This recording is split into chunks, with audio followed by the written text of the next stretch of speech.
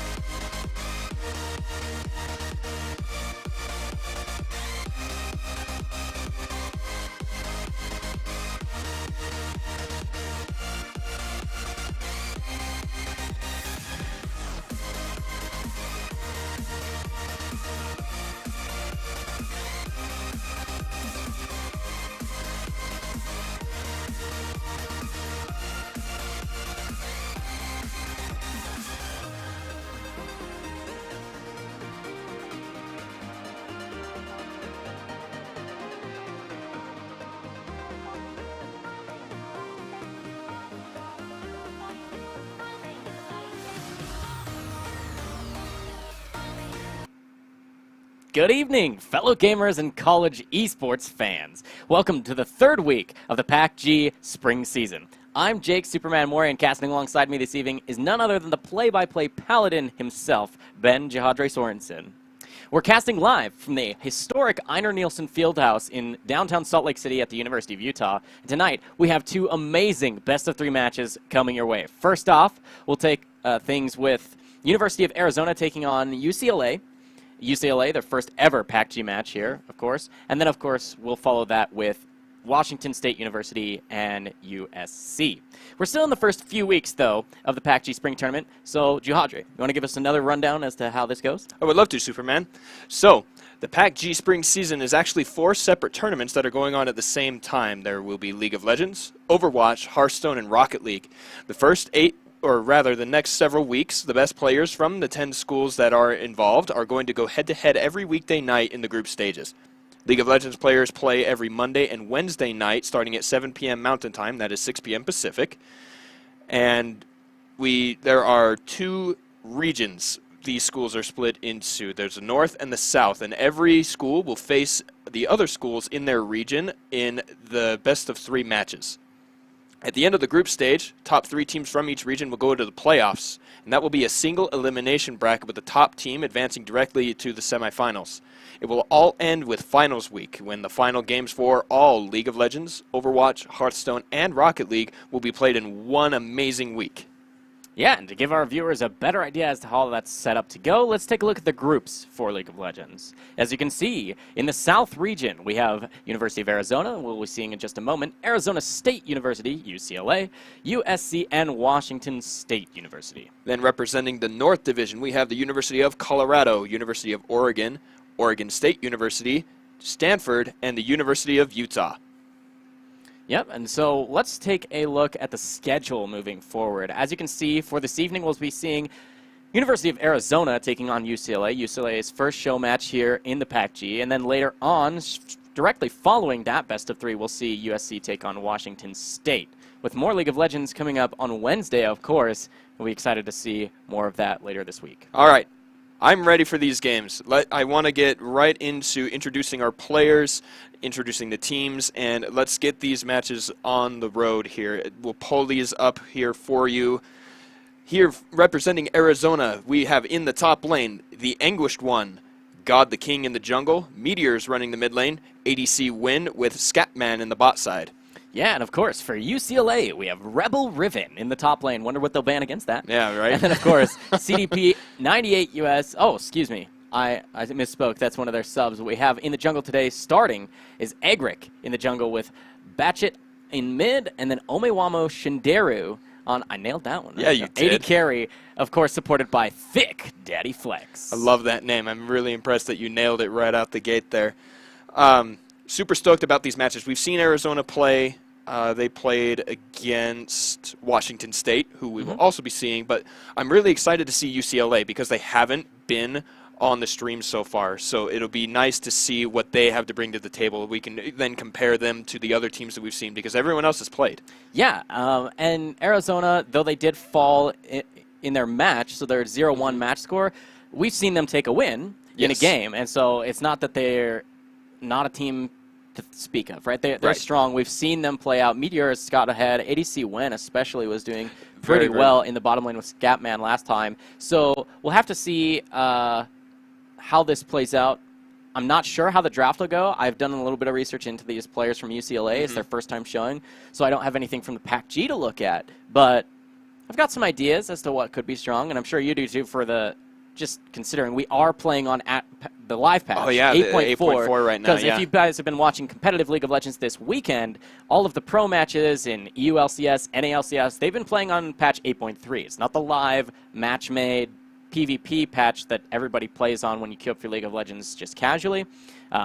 The pro play is always about a week behind just to give that extra time for teams to get there. But when we go, then we just play on whatever the live patch is, even though we are using Tournament Realm lobbies. Yeah, and so all those AP items in the mid lane are changed, all the top lane buffs, junglers being brought back. We saw significant buffs to both Rengar and Evelynn. You know, even stuff in the support trees with the Targon's nerfs and the buffs to the Ancient Coin line, the blast cones in the jungle being taken away for the first couple of, you know, what is it, an extra 100 seconds for those outer blast cones to start spawning. A lot of new stuff, a lot of great things to see these teams adapt to out on the fly. You mentioned even the blast cone change. Like, when changes like that happen, where it's just a few second changes of like when a plant can spawn in the jungle, you're like, well, what does that matter? We actually saw it matter once. I pointed it out where it just like kind of delayed what would have otherwise been a perfect gank path, but it just wasn't there because it spawns later. So we'll have to see what other patch changes make the difference as we're just about to get into our first match here. Champion Select will be on your screen in just a little bit. Again, this is Arizona, University of Arizona versus UCLA, the Bruins versus the Wildcats. Flip that, of course. Yeah. UCLA Bruins and Arizona Wildcats. They're going to be fighting in their best of 3. So up to 3 games for this match. It's whomever can hit those 2 wins first. We'll get match on your screen here. Draft coming your way. I'm interested to see what happens for the draft here, Jihadre, because I have not seen UCLA play. I've not seen them play. This is not the same roster that they use for College LoL, the ULoL series run by C-Star League, but these are good players nonetheless. Looking at them is the high platinum diamond area for sure, and then Arizona similar up to and including the higher edges of diamond. So we'll see. Camille, first band out, answered by Sejuani. What do you make of these bans so far? I like them. We saw Camille be a huge trouble in a couple of PACG matches, in addition to the impact she has in the LCS right now. Haunter did an amazing job in the TSM game. Guys in EU were also using that to great effect. Being able to split push, fight your lane, and win it early is the reason you pick the Camille. And I think that it's a really good ban just to get out of the way, especially if you're not going to pick it. On blue side, it's a great ban. Sejuani also one of those top 3 junglers right now. She did take a little bit of a nerf back in 8.3 and didn't get rebuffed in 8.4, but we've still seen her consistently being played because she is just that strong, that those extra resistances from her passive, her ultimate being a great lockdown, all of those kind of things.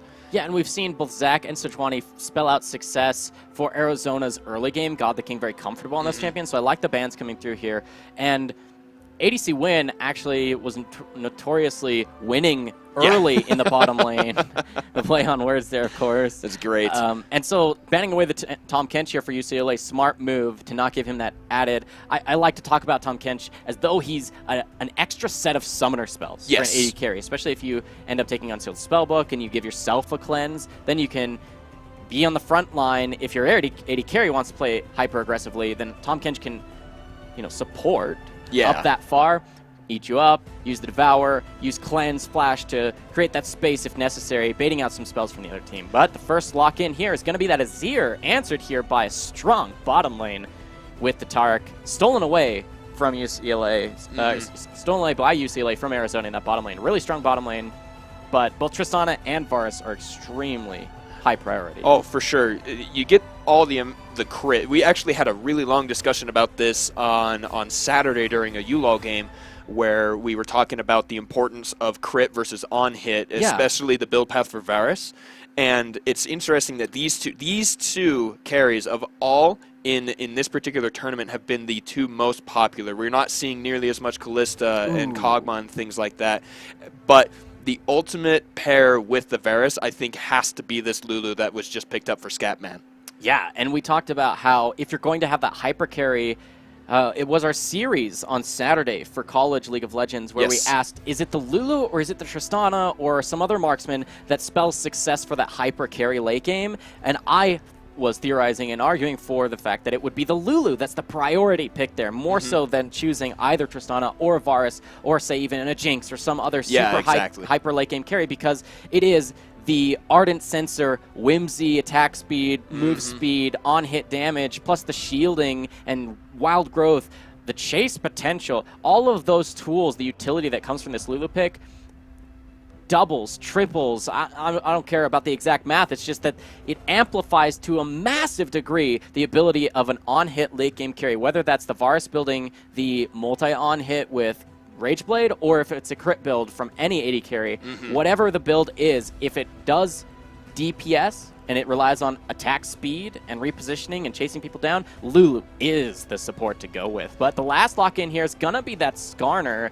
really strong on this patch, has been growing in popularity in both solo queue and pro play. Talk to me about how the draft's going so far, Jagache. I think actually Arizona should be a little scared because their entire match, all 3 games against Washington State, they banned the Skarner. Whether that was specific to their jungler or not, if you didn't want to fight it then, I don't see any reason to let it through now. But UCLA grabbing it really quick, I think that was a really wise thing to do. But then everything else in the bans that followed that pick, 3 top laners and only 1 mid laner, they're really trying to secure themselves exactly what we see here. That Sion pick is very, very strong right now. Yeah, it's not much left for the top lane, so they're going to pick not one of the highest priority picks to Sion, but a very strong one, and Initiation to follow up. You can only imagine that if they use those tools to engage the Skarner, the Sion, and follow that up with a Taric, how do you even get through the front line? How do you deal with that level of engage and an invulnerability with Tristana on the back line to fight you? There's no assassin yet for, if at all, for Arizona to be able to lock down or delete this Tristana on the front end of a fight. We'll have to see what UCLA goes with for their final pick, which will be mid, and it should answer the Azir. There's a lot left on the table. You can see that Orianna would be a great follow-up, I think, to this kind of engage. What do you think about Zoe? Zoe's okay, but I don't think it matches what UCLA is trying to do here. They're trying to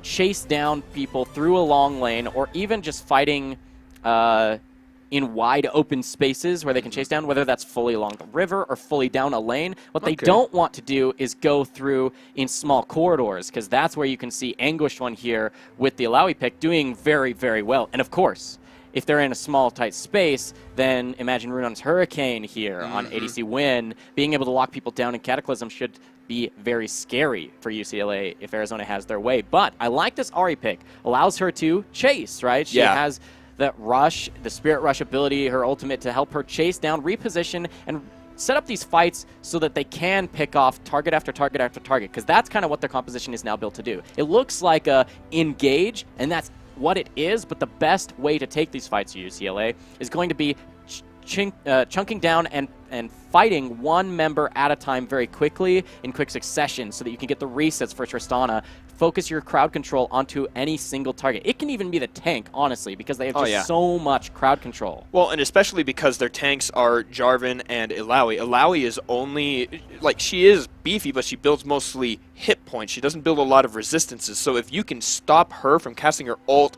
and healing from the Q and that other spell, then she's really not going to be that big of a problem. And then Jarvan, he needs to be in the middle of you because of that Cataclysm, try and get the knock-up and everything like that. So if you can just focus either one of them down, like you said, using the crowd control that they have with the Scion, with the Skarner, with the Taric, all of that, even the Charm from Ahri renders them useless for a second or two. And so I'm really, really liking that draft from UCLA. The Ahri being the key one for me, like you were talking about. We've been talking about how the meta has been shifting with the nerfs and buffs, how during 8.2 and 8.3, the mid lane was really passive. It was the Azirs and the Ryze and the kind of roamers. They didn't really get to do much, but now we're seeing it shift over into these playmakers like Ahri, like Corki and Azir. Much more fighty, much more aggression, and better roams, I think. Yeah, I mean, to be fair, I think the item changes on 8.4 very heavily buff, essentially, Ahri's build path. Ludens has always been a really strong item for Ahri, but its build path has kind of left her lacking in the ability to stay relevant because she'll run out of mana so quickly just trying to clear waves. But the ability to have the Ludens proc, which does so much for her, front-end burst damage, that's what she does best, while still having a decent mana pool, the Lost Chapter build path being fantastic for any mage who uses mana, and then being able to build that straight into Ludens without having to sacrifice the mana pool, the mana regen even, will be huge for Ahri, especially being able to build Lost Chapter and then complete that item. Not much really to talk about when it comes to item changes for Azir, other than perhaps Liandry, because what UCLA has drafted here is a massive frontline engage composition, and I love it. They've drafted extremely well, but the damage answers are absolutely there. Definitely. Absolutely there for Arizona if they can take the fights on their terms. Again, I think Arizona does a lot better in smaller, confined corridors, like in the jungle and skirmishes here and there, when they can lock everybody or multiple members in small, tight spaces, because that's where the tentacles are going to do work. That's where Cataclysms do work. The Sand Soldiers will just wail on people. Yeah. But if it's a long lane, a wide area like the River or Baron Pit or Dragon Pit, these neutral objective areas, you can bet that the chase potential is going to be there absolutely for UCLA. That's what their composition is designed to do, and over and over and over again. What I like especially about UCLA's composition is that they have very low cooldown spells that can help them to chase. Yes. Right? Ahri's Charm is always going to come back off cooldown very quickly. Same thing true of Taric's Stun. It doesn't just rely on Skarner's ultimate, Scion's ultimate. Those are how they start the biggest fights, but you can still chase people down. But the damage, of course, there. Absolutely. For Arizona, it just depends on, I think, where the fights break out and if UCLA can do what their composition is designed to do, which is pick someone off very quickly, move on to the next, move on to the next, next, and just jump. Use the rocket jump to reset and chase people down. And I think that you're talking exactly, the damage being the way that Arizona is going to come back from it. And I think that Lulu is going to be the biggest counter to all of that crowd control, all the engage. Absolutely. Because of the wild growth, the amount of shields, just everything that Lulu can bring to that fight. If you can keep Illaoi and Jarvan healthy, Azir is going to be playing back. That's why he has the soldiers. He's one of the longest range in the game with that. And then same with Varus. If he can get a nice tentacle out first and kite back while he's attacking, Lulu can help buff those tanks who need the extra help. And it is going to be smart drafting here by UCLA even further. Now I think back, the ban on the Tahm Kench does a lot for, yes, Lulu will make a difference, but Tahm Kench is that free escape for someone who doesn't have Cleanse, who doesn't have QSS, to get away from some hard crowd control that isn't Skarner ultimate. So by picking Skarner after banning that champion, they kind of forced that 1,300 gold investment on carries to build QSS. Or Mikhail's here on Lulu is going to have to be a must build, right? Yeah. It's a lot of gold that they're going to force Arizona to end up investing into safety. Yes. And if not, it could spell disaster for these team fights. It could be the exact win condition that UCLA has built for themselves to catch one person and reset off of that. So we'll have to see how the builds come through. We're going to get right here onto Summoner's Rift for Game 1, Match 1 here between University of Arizona and University of California, Los Angeles. My name's Superman, casting along Juhadre. We've got some League of Legends action for you this evening on the Pacific Alliance of Collegiate Gamers. I'm liking the opening inventories here. We only see one stopwatch, no minion dematerializers. That means everyone is going to be comfortable in their lanes. Normally you see the dematerializers to try and shove a little bit so you can get a better roam, or if you know you're in a bad matchup, you'd use that to kind of stay even. And so I'm liking that these guys all drafted efficiently enough to... Oh! The gold lead. It's over. And there it is. That's it. Rebel Riven coming ahead. And you know what? A Riven snowball is one of the scariest things ever. A Riven snowball on the Scion. Could be true. It's so... Gold lead here. Top difference. Indeed. 5 extra gold going to go there. But I'm wondering if Jarvan and Lulu are going to stand on one of the Skarner pillars and get themselves 15 gold each and maybe combat that. But no, they do not stand on the Spire. That's unfortunate. So going to be even further gold lead for UCLA, as little as it is. It's over It's already. fun to talk about. Yeah, of course. It's fun to talk like about. if you're a support who has a spell thief lands a spell or something like that, they get some gold early, and you're like, oh, it's over. You got the gold lead. Might as well be first blood. But good trades in the top lane. This will be a pretty close matchup. These two champions like to fight each other back and forth. It'll depend, I think, mostly on the junglers, both of which can make a huge difference here. The melee v melee means it's going to be bloody. Basic, standard jungle starts here for both junglers. Going to get that leash in the bottom lane, heading towards the top lane, but it looks like Jarvan's a lot faster moving. He might be able to get this gank off before Skarner's even close. I think he must have used the blast cone to get over into the blue pit, because he did go really, really fast. That, or he did use that EQ combo to get in there. But I like that he's pausing. He's pausing before going up there to get the Scuttle Crab, kind of secure himself that tiny extra bit of safety, because there's Skarner. He knows there's a Spire there. He knows that Ahri can push the Azir early with the wave clear on that Orb of Deception. And so good move there, getting that vision early. Yeah, and so what it will be is both these junglers will have an idea as to where the other is. So when you see that Scuttle Crab running back down, it tells you, oh, they just took it. That means Jarvan's there. It's not a Lowy. He's in full vision. So the vision from the Scuttle is going to show the Skarner. Both junglers have an idea as where they are. That means the teams will too. That means quiet jungle starts. And it really is just up to the laners to make the difference early. You can see, speaking of difference early, massive health and mana difference in the mid lane with the minions just stacking up in favor of Meteors here. This is Azir play. You can see why they first picked is so strong. He has lane priority in the push. He has a lot of pressure, even kill pressure. Imagine he'll be looking for even more trades. The Comet damage will scale fantastically with the massive amounts of AP that the new items can allow you to stack for yourself. No, is it a Comet or is it a Meteor? I mean, it is Arcane Comet, but it is Meteors using it to his own benefit. This is a college channel, so I'm sure there's someone out there who can give us the technical answer here. All right. Other good things about the Azir. I was speaking with a coach for the University of Utah, and he said, word for word, he is the strongest mid laner. This was back during 8.3, but because of the item changes, I think there weren't a whole lot of changes to his build path. But I still think he's up there in that top S-tier type picks because of the range, because of the amount of poke and everything that he has in the lane.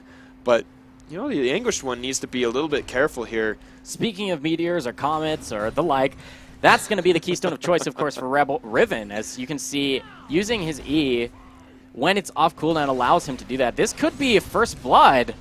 Very quickly, even. There's the flash, and the assist is going to come in for Egric. The flash way too early, but the Rebel Riven jumping forward, Egric picking that one up. Nice gank timing.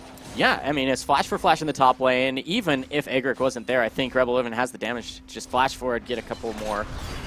Oh, but God, the King went in. They do get the knockup, but not enough damage onto Shinderu down there. Decent gank path.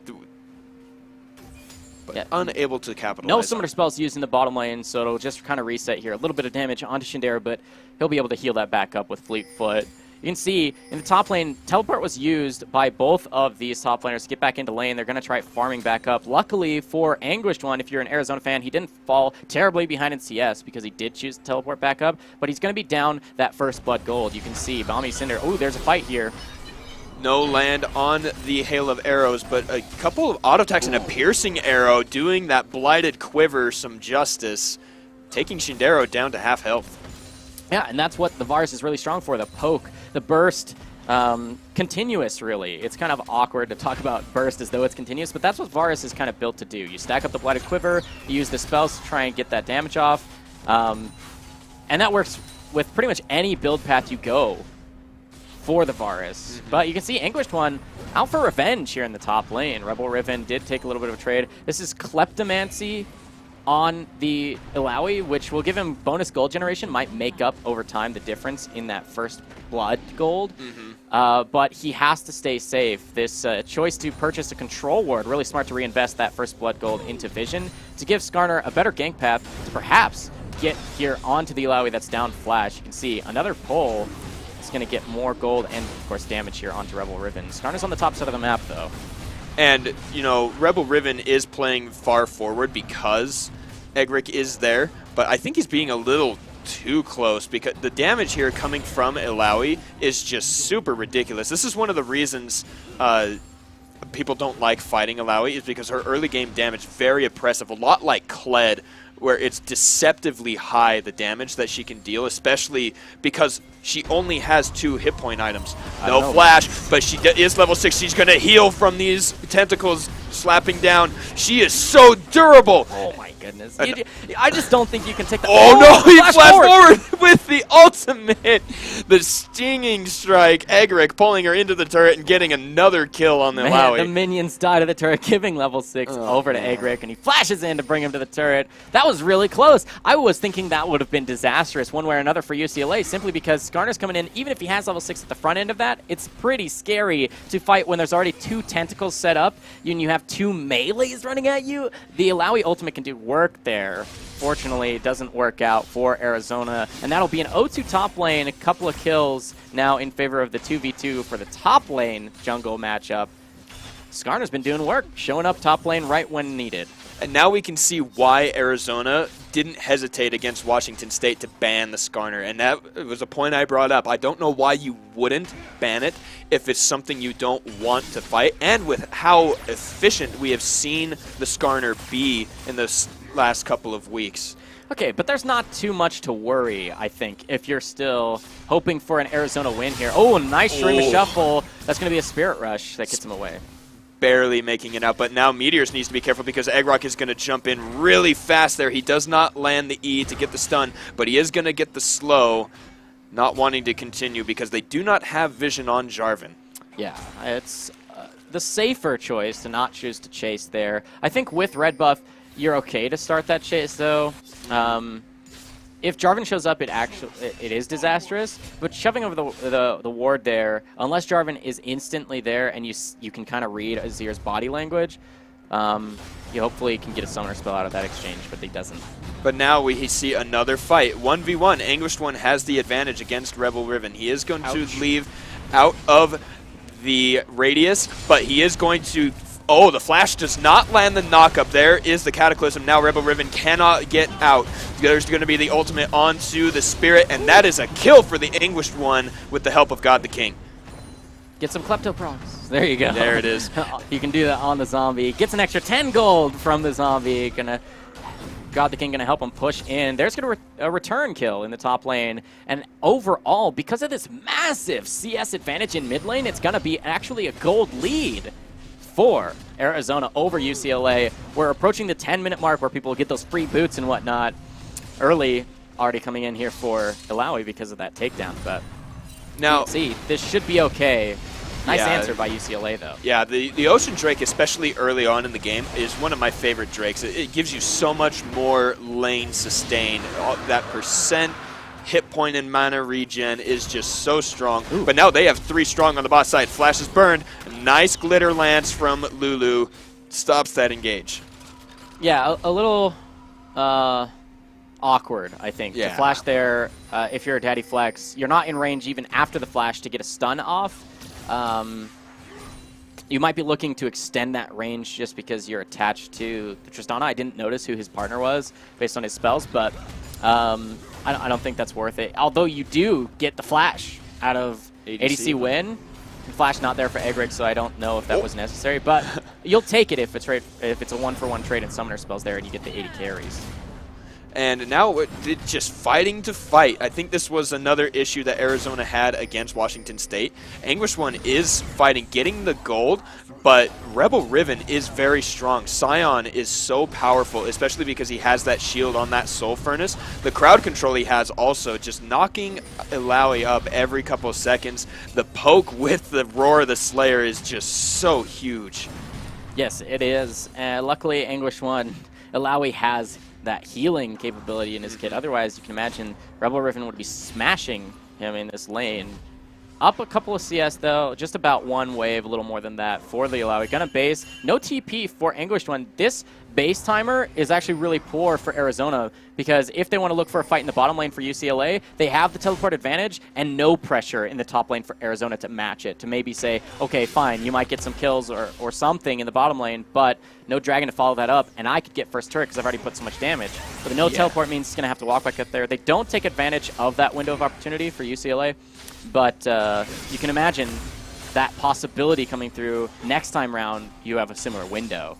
Bottom lane could be looking for a fight, though. There's so much vision for Arizona on the front edge of their bottom side jungle that they want that gank path available. I can only imagine that they're looking for a multi-man fight in that bottom lane as soon as they can get it.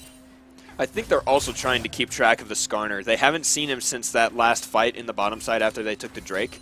So I think that, knowing where people started, because Jarvan got the Scuttle Crab in the top, so that's where he knew that Jarvan started on the bot side. Typical path right now because you have your two bottom laners to help you on that leash. So I think that they're just anticipating the counter gank, but it looks like there might be some stuff going on in the mid. Yeah, Jarvan's down here on bottom lane as well. Both these junglers looking for blood, and they might find it with the vision that they've accrued from themselves. You can see it's almost mirrored on the opposite sides of the map. God the King now going to walk over ward. Skarner not in vision, though. This on the way ping from the Skarner and the Ahri. They could collapse onto Jarvan. Oh, he just wanted that blast cone, but Egric does pop the Predator. He's got to be careful. God the King does get out, even though the Chilling Smite is there. Ooh. Not landing the E or getting the stun. Nice disengage from God the King there. A little bit sketchy, but he is safe. And now we're back up here on the top lane, but we need to talk about the bottom side because they forced the ultimate out of Daddy Flex. Flash forward from Egric. He flashes all but the support. Flashes away, and ADC Win does not have his flash. There's a lot of damage going to get the stun, but a nice ultimate from Scatman saves him. The ultimate from Varus on the last turret shot. ADC Win turns around the fight. Wow, now Ahri is still here. There's a nice Spirit Rush. Instant deletion. Now Scatman is going to go down. He pops the stopwatch. He's the only one with it. There's going to be a kill for Meteors in the bot side. Emperor's Divide throws them farther away. Probably meant to hit him in the botched flash. Bad spell for bad spell. That puts it in the favor of Meteors. He does get the slow from the Conquering Sands, but is not able to follow up onto Daddy Flex. A little bit of a misclick on the Shifting Sands there. For him to pull in the soldiers and use that wall. His ultimate kind of tosses them the wrong way. I think everybody can agree on that. If he had been able to throw him back in the turret, then he might have been able to get the triple. Although there's an argument to be had where he is trying to perhaps save Lulu's life and pull them away even further, but you would hope that he would do that slightly sooner to secure that. But overall, nice rotation from Meteors. On top of his plus 50 CS advantage in mid, now he's picked up a couple of kills for himself, a kill and an assist, of course. But Luden's now completed by both mid laners, but the tier 2 boots for more roams and increased damage, of course, here, available for Meteors. Hopefully he can translate that into greater damage. I wanted to talk about this bottom lane fight one more time. Here's the replay. Then early ultimate from the Taric comes through, and then the reset gonna come in. Egric flashes in. This is where the ultimate comes through onto the Varus instead. Wild Growth held until the very last second. And then, of course, here is going to be the Chains of Corruption that roots the Skarner right at the max range, and you can see the Q comes through. That's the last hit. I think even before Lulu's auto attack actually lands, then the kill credit goes over to ADC Win. But you mentioned the nice rotation over here. This is onto, yeah, complete obliteration at that point. Shows up first, but then who shows up last? It's going to be the Azir, and diving a turret means you've got the extra damage. This is where you would hope either immediately you pull them away or you throw them back in. You can see it happens just the second after, so you wonder, which was he thinking, I'm trying to save the Lulu, or am I just trying to get the kills? One way or another, it works out pretty well for him. But another fight immediately. The flash is burned. Shinderu is really low, so is Daddy Flex. He is going to be ulted away, but he gets hit with the E from Alawi. Egric is next, and that's a nice conquering Sands. Meteors gets a slow kill onto Egric, the slow onto Batchet.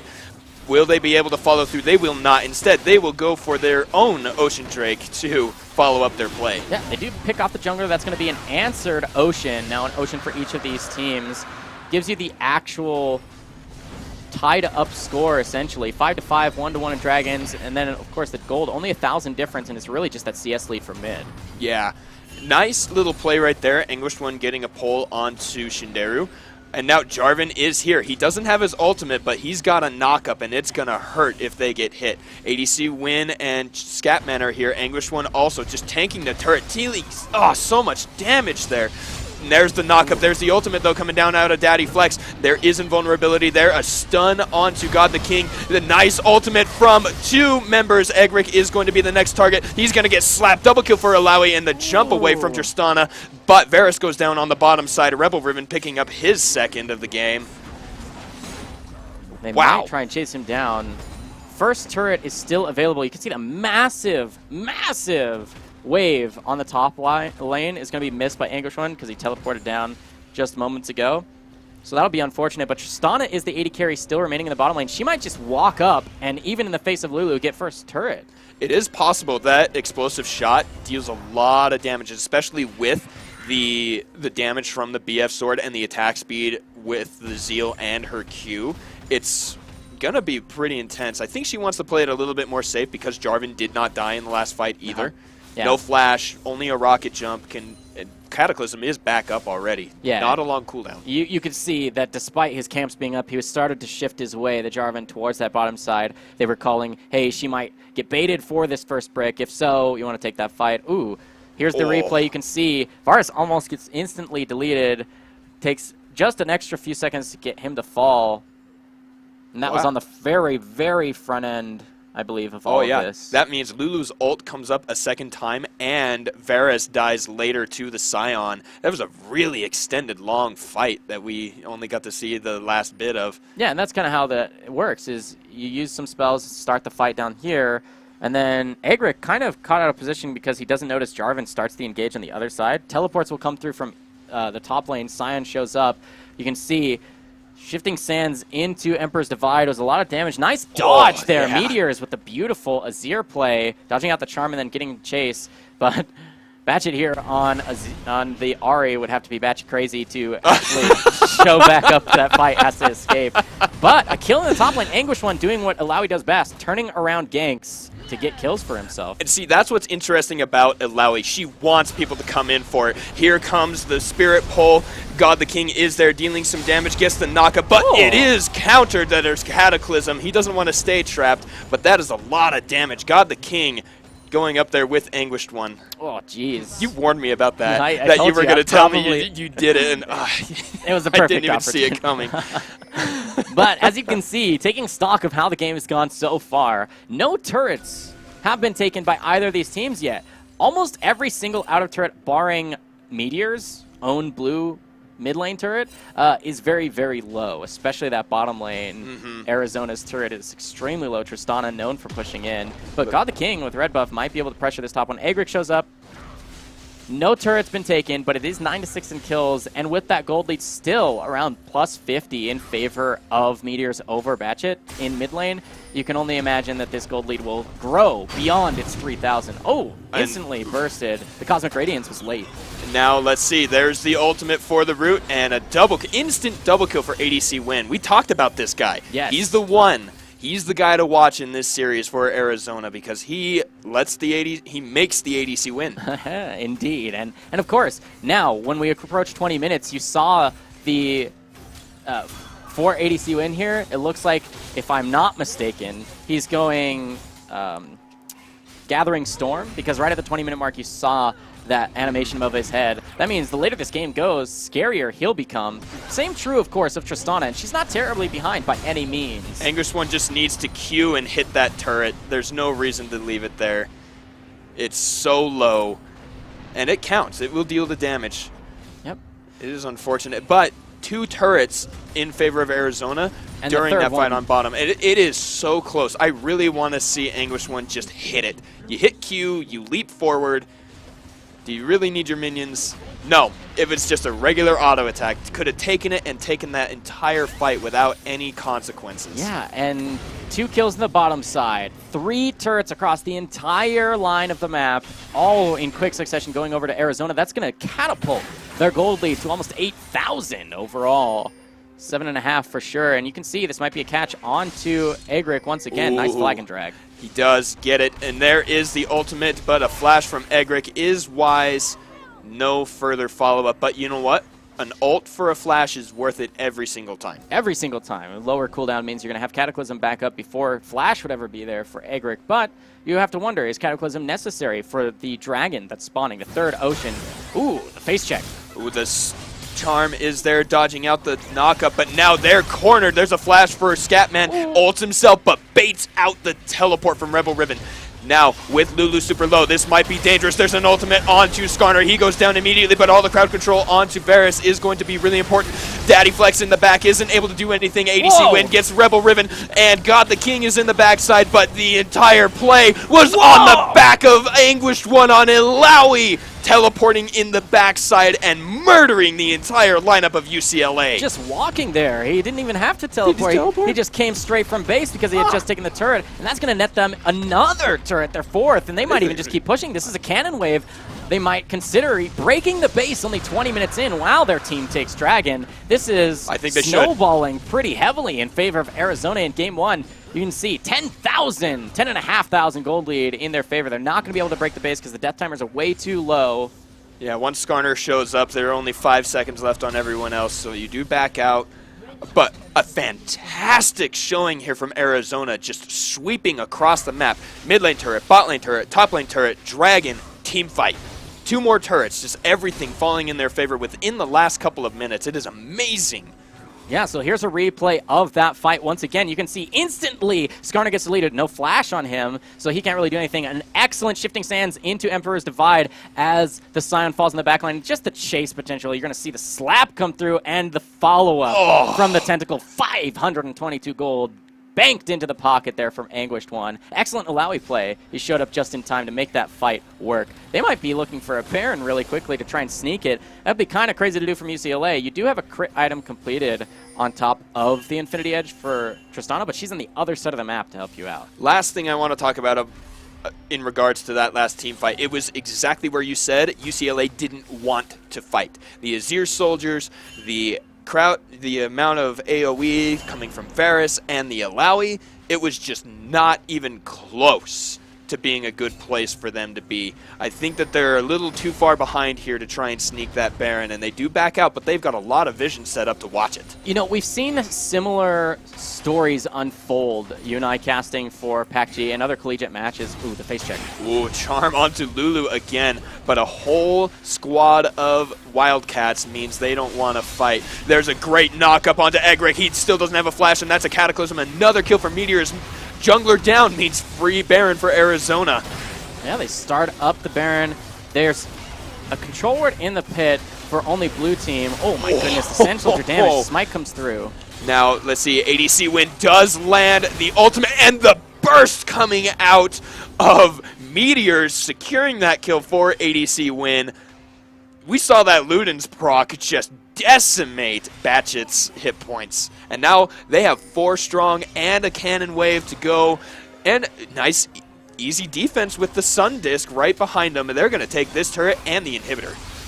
Yeah, I mean, you can see massive levels of attack speed for Azir and the Varus.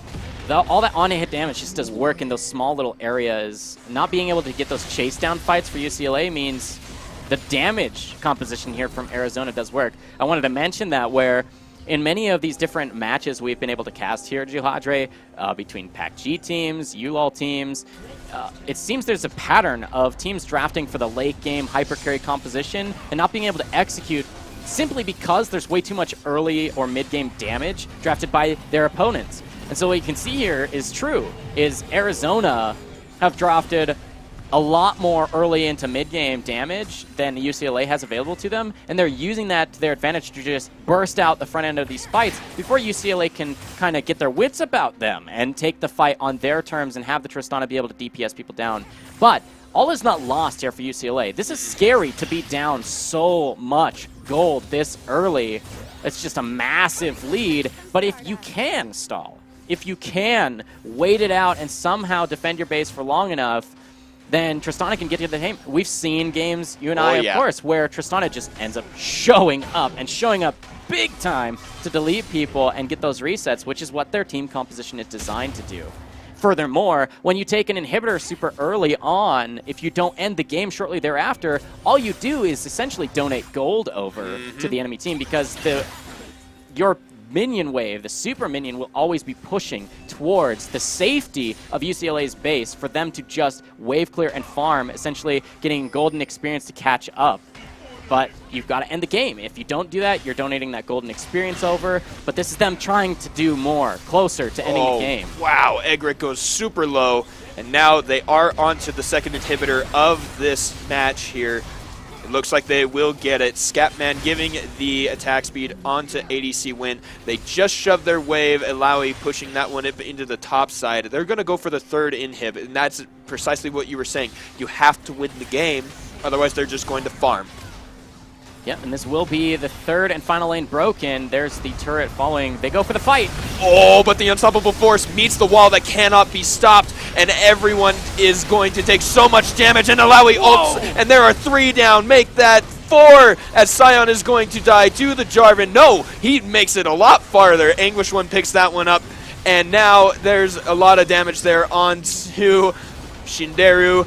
That's 5 strong here in the base, taking down the Nexus turrets and the Nexus. First game of the match goes in favor of the Arizona Wildcats. 20,000 gold lead in only 28 minutes. What a performance here from Arizona, showing that it might have been a fluke for them to drop a match at all in the PACG. So they're going to take the first win of our best of 3. Here's a look at that last team fight. I was actually really curious about the interaction there. Unstoppable Force getting stopped. It's a wall. He gets hit with the wall. Azir takes a lot of damage, but Lulu's ultimate saves him, and Alawi smashes 4 people with those tentacles. And then Tarek goes down. A nice Cataclysm, burning the flash on Rebel Riven. But, you know, Shinderu down here getting that last flash away, able to dodge out and be the lone survivor of that team fight. Look how tanky Rebel Riven is. Just that final auto attack from Meteors. And it just, oh my goodness, what a fantastic fight. Arizona keeping the focus on that early game, not letting the first 2 kills up top affect them at all because Jarvan has the pressure. He's got faster ganking, easier ways to get around the jungle with that EQ. Fantastic out of Arizona. Yeah, I mean, 20,000 gold lead is pretty convincing. 28 minutes to do it, and massively on the shoulders, I think, of Meteor's there in mid lane. His Azir pick, they first picked it for him, and he showed why they prioritized it so well in that draft. Yeah. I mean, performing not only in lane, but you showed up in the team fights there. You mentioned that Emperor's Divide, stopping that engage in its tracks. Beautiful. Even with, I think, a really nice Cosmic Radiance, you could see that had it not been for the Azir pick, the Azir wall, that might have actually been a pretty darn good initiation for UCLA to turn things back around right when they needed to. It was right then, press the go button or lose. And unfortunately, when you're down 20,000 gold, your go button is often die button, unfortunately. Yeah. But we'll have to see if in Game 2 UCLA can bring it back, because their draft looked promising, and even their early game looked promising, getting themselves up 2-0. We'll have to see if they can adjust and perhaps change their draft to stop that amazing Azir play from the mid lane. Meteor is doing a great job bringing his team to victory. We'll be back with Game 2 of 3, hopefully, if you're a UCLA fan, here for our first match of PACG Spring Tournament, Week 3, Day 1. We'll be right back after a short break. Don't go anywhere.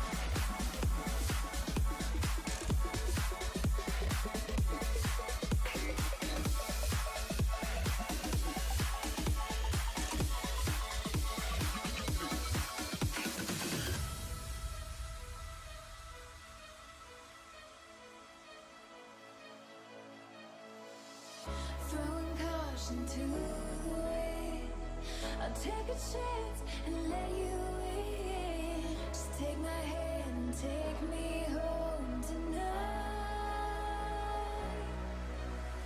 We defeat all impossibilities. Yeah, you and me will take our hearts and run free into the wild.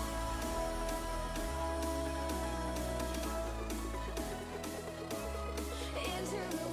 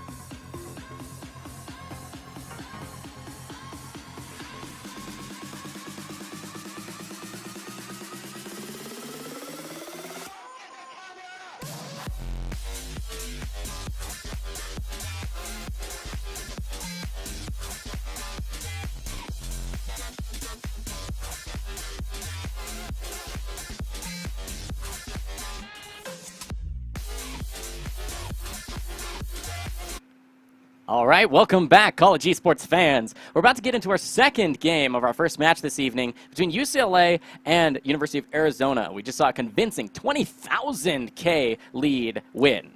Yeah, 20,000. No, you said 20,000 K. That's 2 million. Oh.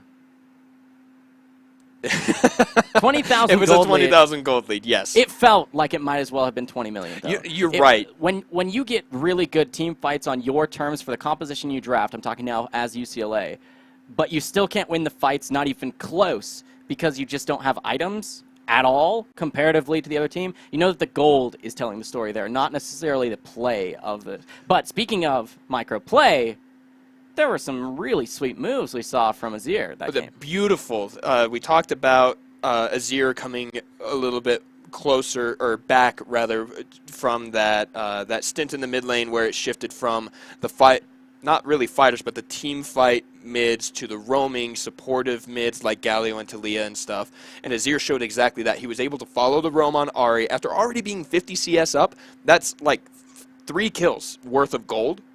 You know, in the early parts of the game, 15 CS is equal to about 1 kill. So he got the lead, he followed the roam, he got the kills on the bot side, and he just dominated all those other fights down on the bottom side near the Drake. We'll have to see if they ban out Azir now, because Arizona's mid laner played it so well.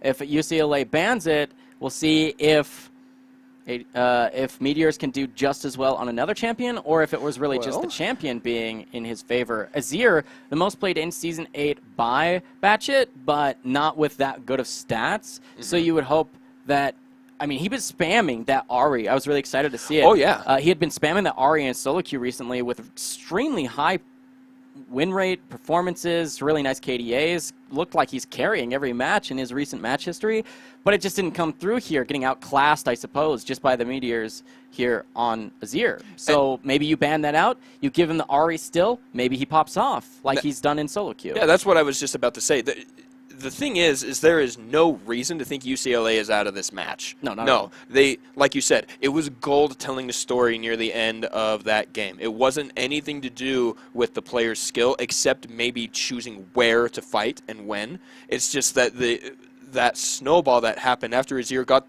that kill and assist on the bot side, and all the extra items he got from his CS lead, and then the consequent fights afterward, down by the Drake, getting the Emperor's Divide to put Skarner right back into Jarvan, those kind of things. That's where the problem lied, not that they didn't draft correctly or play well enough. Yeah, and competitive play is a different story, but if you think about even solo queue, the best players in the world only have 55, 60% win rates overall in all their games played. You think, Faker, the best, he's got to be able to beat everyone, but it's a 5v5 game. Things can change. The draft can change. Different matchups may play out differently. The junglers might have different paths. They have different ideas and different strategies. So all is not one and done just by having one loss even be massively lost, right? So it's not all done. If you're a UCLA fan, they could easily come back. It's just a matter of whether or not they've become super tilted by that. That's another thing to think of when in any sport, e-sport or traditional sports, you have to think, where's your mindset? Psychologically, are you ready to take the competition? Are you ready to bounce back from any sort of loss? You know, if you're playing basketball and quarter one didn't go your way, do you come back for quarter two, or do you just lose it from there and, you go cold? You can always come back for a hot streak. Reverse sweep could be seen. I mean, it really could be. Or we could see Arizona make another statement and say, yes, it was a fluke earlier that we ever lost a match. We already took a game win. We lost a couple, meaning we lost our first total match for PACG, but that's it. We're done. Now moving forward, we're only taking wins. Right. We'll get into that champion select shortly here for you guys, and we'll see if there's any adaptations for that draft. And I want to see a little bit more from UCLA. That was a very linear kind of team comp, right? Yeah. It was all about run and get the crowd control for the engage. And so I wonder if maybe they need to diversify a little bit, go a little bit broader on their pick, maybe start a little bit earlier with a pick like Kalista to shove the lane or something like that, because they were behind. Yeah. Tristana got pushed into her turret, which seems backward considering she has the explosive shot and just kills minion waves. Yeah, and we'll have to see if the adaptations come through for this draft, like you mentioned, Juhatre. This is, again, Game 2 of a best-of-3. Could go to Game 3 if UCLA can take this one, or it's match point for Arizona. The first bans come through. There's the Azir. They don't want to see Meteors on it again. Camille, the same ban for Arizona comes through, though. And I think a lot of that has to do not just with the power of the champion itself, but if you're not comfortable fighting Camille, and anyone on your team, if any one of the 5 on your team is not comfortable fighting Camille, get it out of there, because it is a nightmare if she gets ahead. Absolutely. They're going to ban away the Janna here from Scatman. And they did that last game, too. Yeah, it's a really nice choice if ADC Win is going to try and carry from the backline. He didn't really have to last game, but he was definitely the right champion to do so, with Lulu, of course. And his performance was really good, too. Janna, a really good champion for that. Lulu, I would love to see a Lulu ban, too. They banned out the Jarvan, God the King, good performance last game. I would like to see either Lulu picked or banned away, picked in the first phase, banned in the second phase, if you're going to try and go for that. But something else to bring up, we have to notice that CDP 98us is 98us. I get it. He's in the jungle, and Kizuku on the support role. We have 2 substitutions there on UCLA, and so Arizona now needs to kind of change their draft too, because it's not going to be the same players. You know, you need to think different support strategies, different jungle strategies, and so they keep it relatively the same. And I do stand corrected. UCLA banned the Tom Kench last game, and Arizona banned the Janna, but they're both there, and now we see Sejuani locked in. Yeah, a high priority pick, and we're going to have the same bot lane locked in for Arizona. The Lulu Var is extremely strong. So definitely enough damage to take down the tanky Sejuani, but if you get caught, you got caught, and you might be able to get taken down. We'll see if UCLA drafts more of that frontline initiation, backline carry, but like I mentioned near the end of Game 1, if you don't have that damage there at the front end to actually just catch people out and burst people when you do get the catches that you're hoping for, that could spell disaster for a re-engage from the other team, and you're out of position, you've used your spells, everything's on cooldown, you're kind of caught out of position.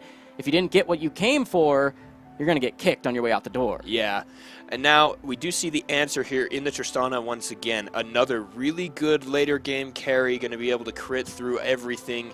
I wonder if they're going to try and play a little bit further up, but the Rise made it through the ban rotation this time and is going to be picked up for Batchet in the middle. I wonder if he'll be able to do, we talked about maybe grabbing the Ahri again just to get a better matchup. You already took Azir out, so why not, pick it again and show all of that.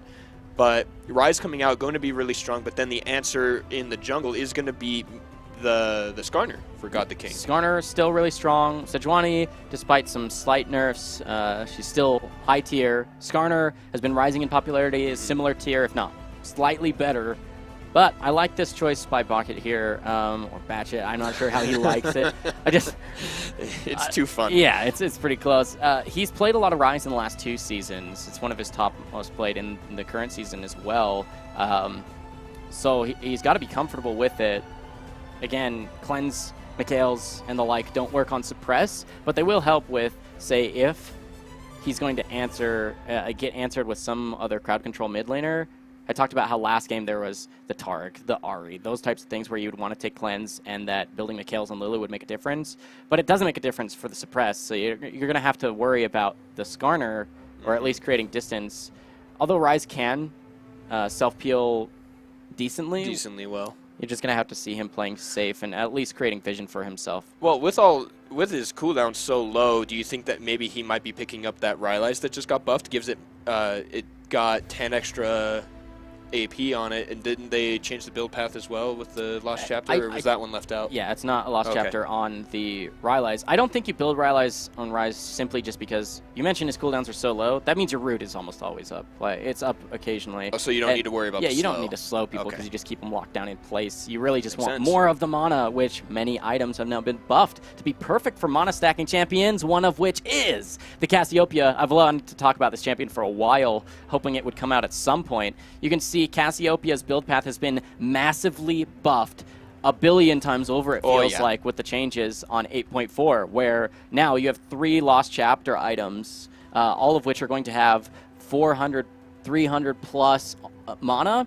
And of course, the tier item now into Archangel Staff is so much is actually the highest, barring, of course, Death Cap, is the highest AP Lost Chapter type item, even if you haven't had a single stack on your tier. Yeah. So if you just complete the item randomly, you're going to have bonus AP around the neighborhood of 92, whereas there's 90 on the Ludens, which would be the what most people would say is the go-to early game. High AP, high front-end burst item, but all of these building from mana, meaning the Archangels gets buffed even further. You always will have enough of your resource to take these fights as Cassiopeia, and as we're the only champion in the game that you see consistently build 6 damage items, and of course never can build boots, we can imagine if this goes to late, Arizona will have that damage potential. So, speaking of damage potential, we see the Urgot lock in here for UCLA. Urgot sucks to fight. He is so strong, deals so much damage, and he actually has a really similar build path to the likes of Ilaoi and name escapes me, but you just build hit points with the Black Cleaver and the Sterix Gauge and just soak everything with that. And so he's going to become a very tanky, very high damage threat with the Execute on his ult, but even more than that, just that grab that he can jump forward, grab you, and throw you behind it straight into your team, into a Glacial Fissure, into a Glacial Prison, into a Ruin Prison. Yeah, everything. So gotta watch for that one, but I like the answer in the Gnar. You got that range to kind of fight him and stay back a little bit. The good news here for UCLA fans is they've got a lot more damage this time around from their composition. Even Sejuani can have surprising amounts of damage onto squishy targets. Yes. So if you can take the fights in the places that you want. I'll say it again. UCLA can be set up for success here. They have a lot more chase potential, though, a lot more front-end burst damage than they had in their last composition. But there is seemingly nothing but damage here for Arizona, and most of it is going to be the DPS. Very little burst, but DPS can feel like burst if you get 20,000 gold ahead. So we'll have to see how this comes through. And then on top of that, we can also see that the lineup for UCLA is going to be a lot tankier as well, and still have decent damage, whereas Anguished One on Gnar is going to be significantly squishier than the Urgot. And Skarner, even though the build path is mostly tank and he's got that shield on his W, Sejuani, extremely durable. And so, you know, those two are matched, and then Braum versus Lulu in terms of tankiness. The ult from Lulu is effective, but Braum, we've seen the extra resistances he gets, and the unbreakable shield just stops so much damage. And so I wonder if the consistent damage will even be enough to break through that tanky line. We'll have to see. A lot of damage you mentioned can get blocked by that unbreakable. Even some key ultimate spells could be blocked by it. It's not a projectile that comes through from Cassiopeia, but all of her follow-up damage is, so you have to imagine that some of that could get blocked out. If you throw up that Unbreakable right before the Petrifying Gaze comes through, you can be blocking all sorts of incoming projectiles from the Cassiopeia, from the Varus to try and follow up, even the Lulu trying to Glitter Lance to keep people locked down in place. All of those spells will get blocked by Unbreakable. It's one of those spells that some people consider maxing even before Winter's Bite, just to keep people safe behind it. Stand behind me, right? Yeah. Stand behind Braum. It is a huge strategy, and especially if the damage is the win condition here for Arizona, then UCLA's answer with the Braum could make a huge difference. We're about to get onto Summoner's Rift in just under a minute here on that spectator delay. It's going to be game 2. Match point could be for Arizona, and they've drafted enough damage to do so. Similar composition to last time. DPS for mid, DPS AD carry, fighters in the top and jungle, and then of course the Lulu coming through again to keep the safety there for their composition. I imagine they play it similar to how last game went, and if they do it the same, they should be able to catapult themselves into a quick game 2 win.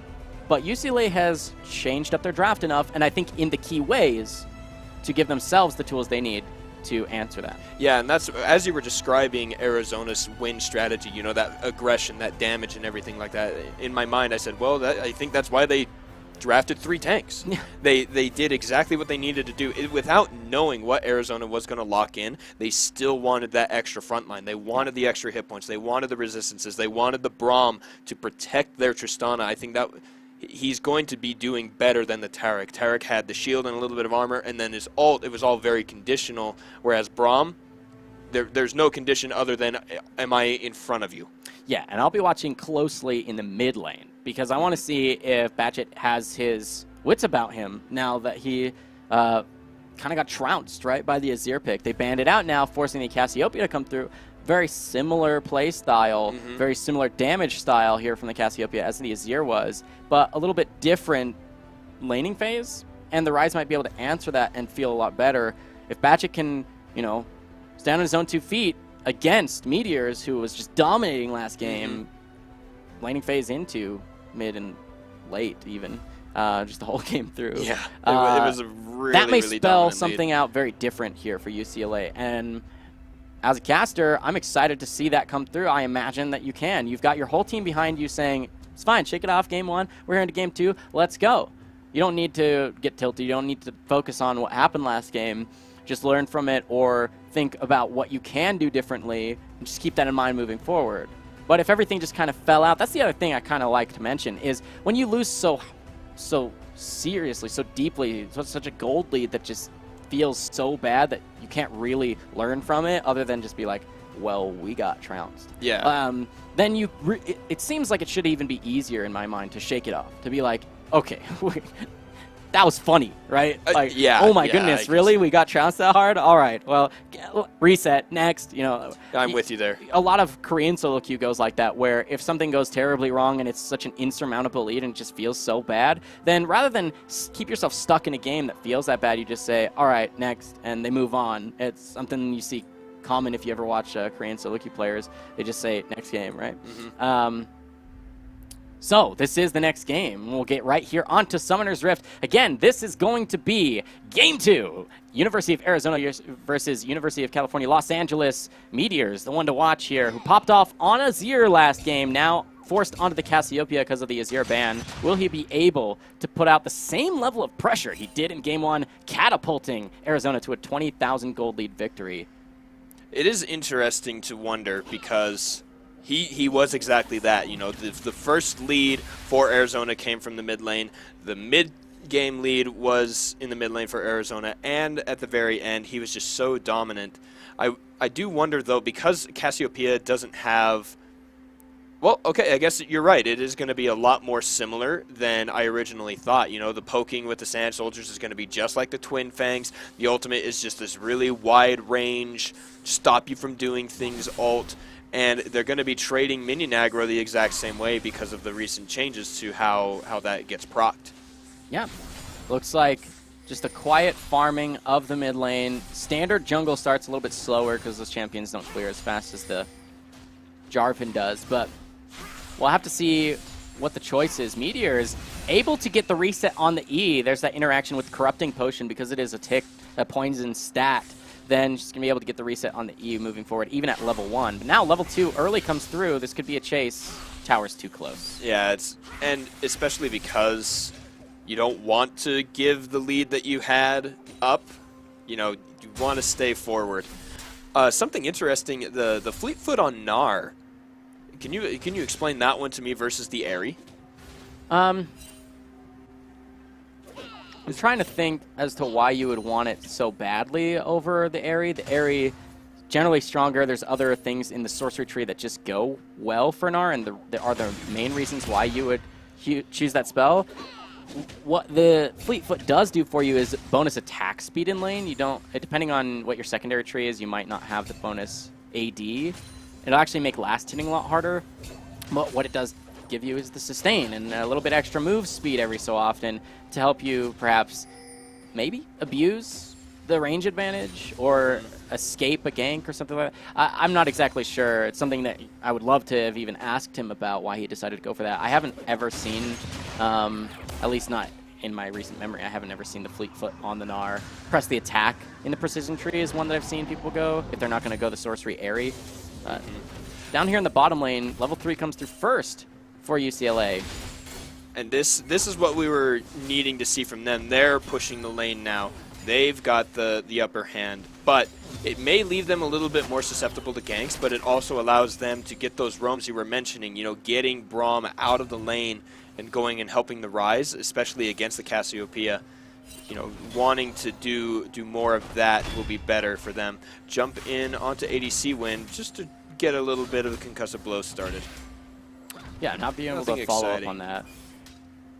Things are just going to remain relatively quiet down here in the bottom lane. I mean, good on here for Omiwama Shinderu for, yeah, it's a mouthful, for having the CS advantage. Kind of hard to do on Tristana. Yeah, because of the explosive shot, it takes hit points off that minions aren't doing, and that are it's sometimes surprising.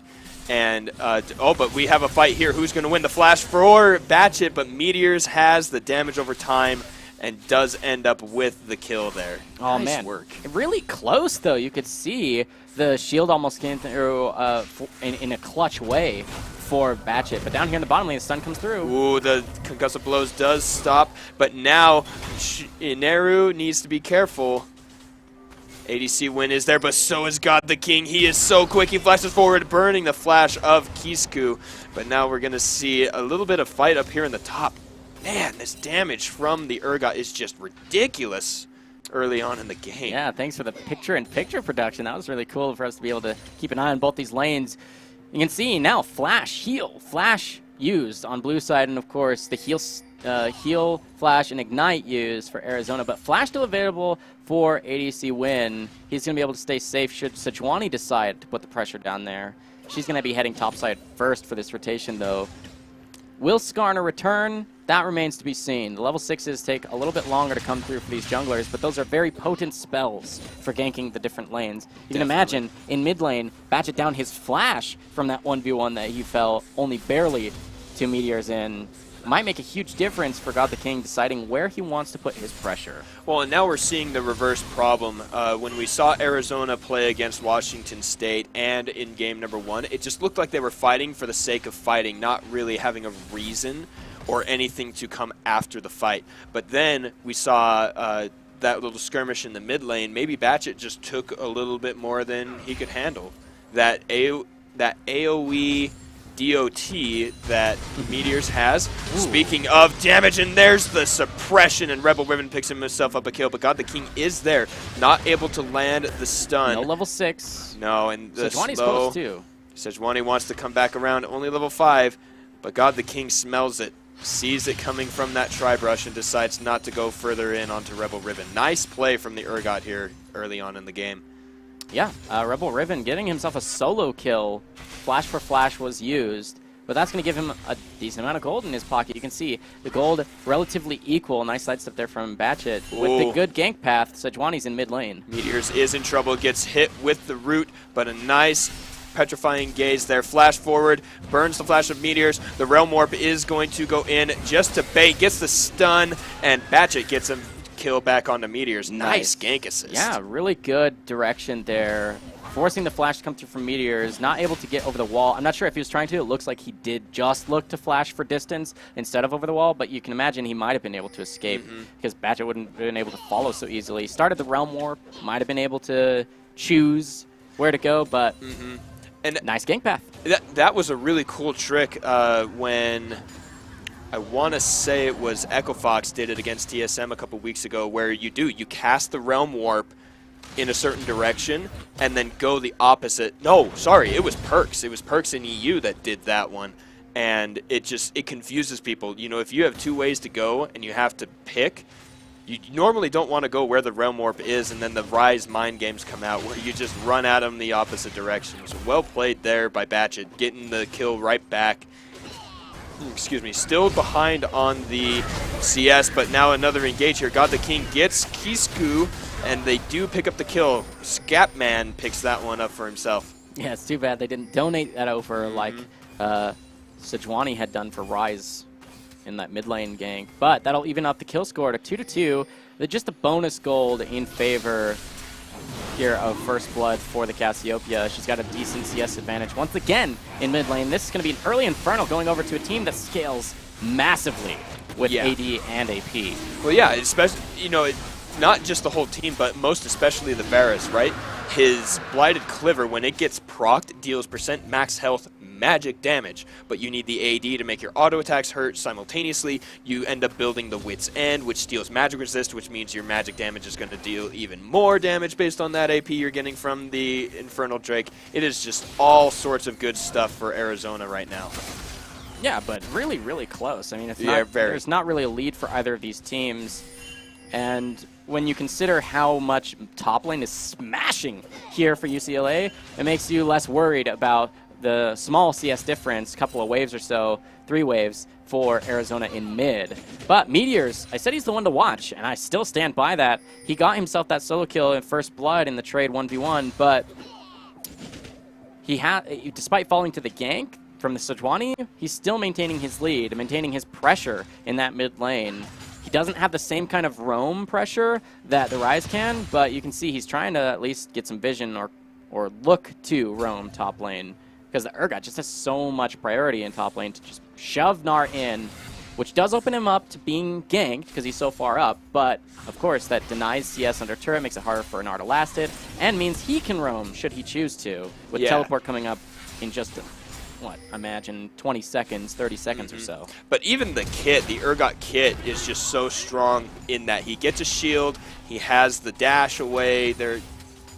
I think is that one a skill shot or is that a targeted, his dash, Urgot's dash? I want to say it's a skill shot. Well, it is. The dash is, and you have to land. If I remember correctly, you have to land your ability first.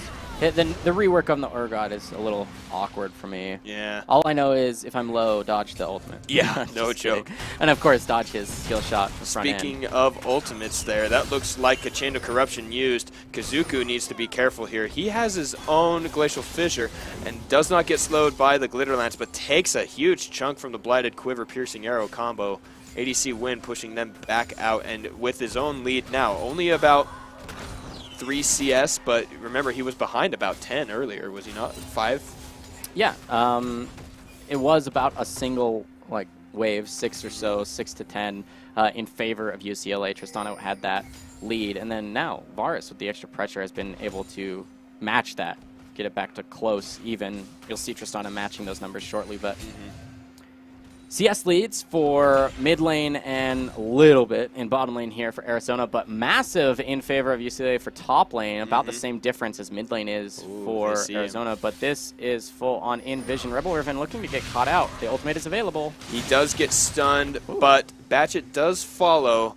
I would have gone for it, I think, because Nar's already roaming down. I really think Arizona should have pulled the trigger on that. But good news for the UCLA Bruins in that case, because they do not get collapsed on. They don't end up in a... And even on top of that, he was so close to Mega Gnar. I think that would have been the best engage for Arizona right now. Could have been. Ooh, this could be a fight, though. Gnar into the wall. Anguish One trying to deal the damage, but Rebel Riven just deals so much with those knee shotguns over on the bottom side.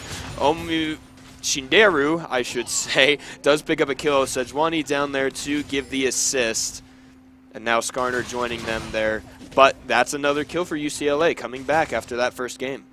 Yeah, despite its tied CS numbers, a good gank path from Sejuani. She was sitting on that controller for a while, ended up getting that. We'll get a replay for you on what happened bottom lane in just a moment. But taking stock across the map, there's only barely a total gold lead for UCLA off of that play in the bottom lane. So here comes that fight in the bottom lane. You can see the nice engage, rocket jump forward into the knockup. Glacial Prison connects off of the Glacial Fissure, the flash. It just gets absolutely deleted. That's the combo of the crowd control. Really well played there from UCLA. Perfect gank path from the Sejuani. That was all off of the vision that they created for themselves. But this is 2v1. He jumped in, wanted to get the Buster shot in, but there's the ultimate from Scatman. Is there enough damage? The Ignite is down. ADC Win goes down, but the minion aggro and that last auto attack from Scatman does take down Shinderu. God the King gets the Braum as well. That's where ADC knew in. Just types in the all chat, elaborate baits, right? Because he ends up trading his life for 2, despite the summoner spells being there for Umewamu Shinderu. But the fight in the mid lane is almost non-stop between these two guys. And it's great to see that, right?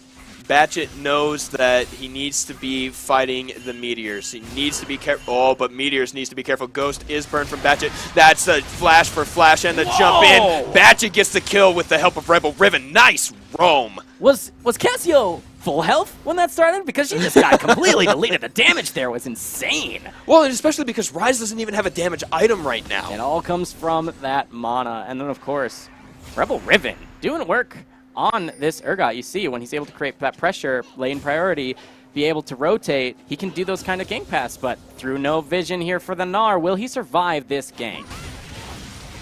I don't think he will. He does get knocked up. He does not get grabbed. I stand corrected. He is there. The ultimate is available. I think he's going to keep trying to chase.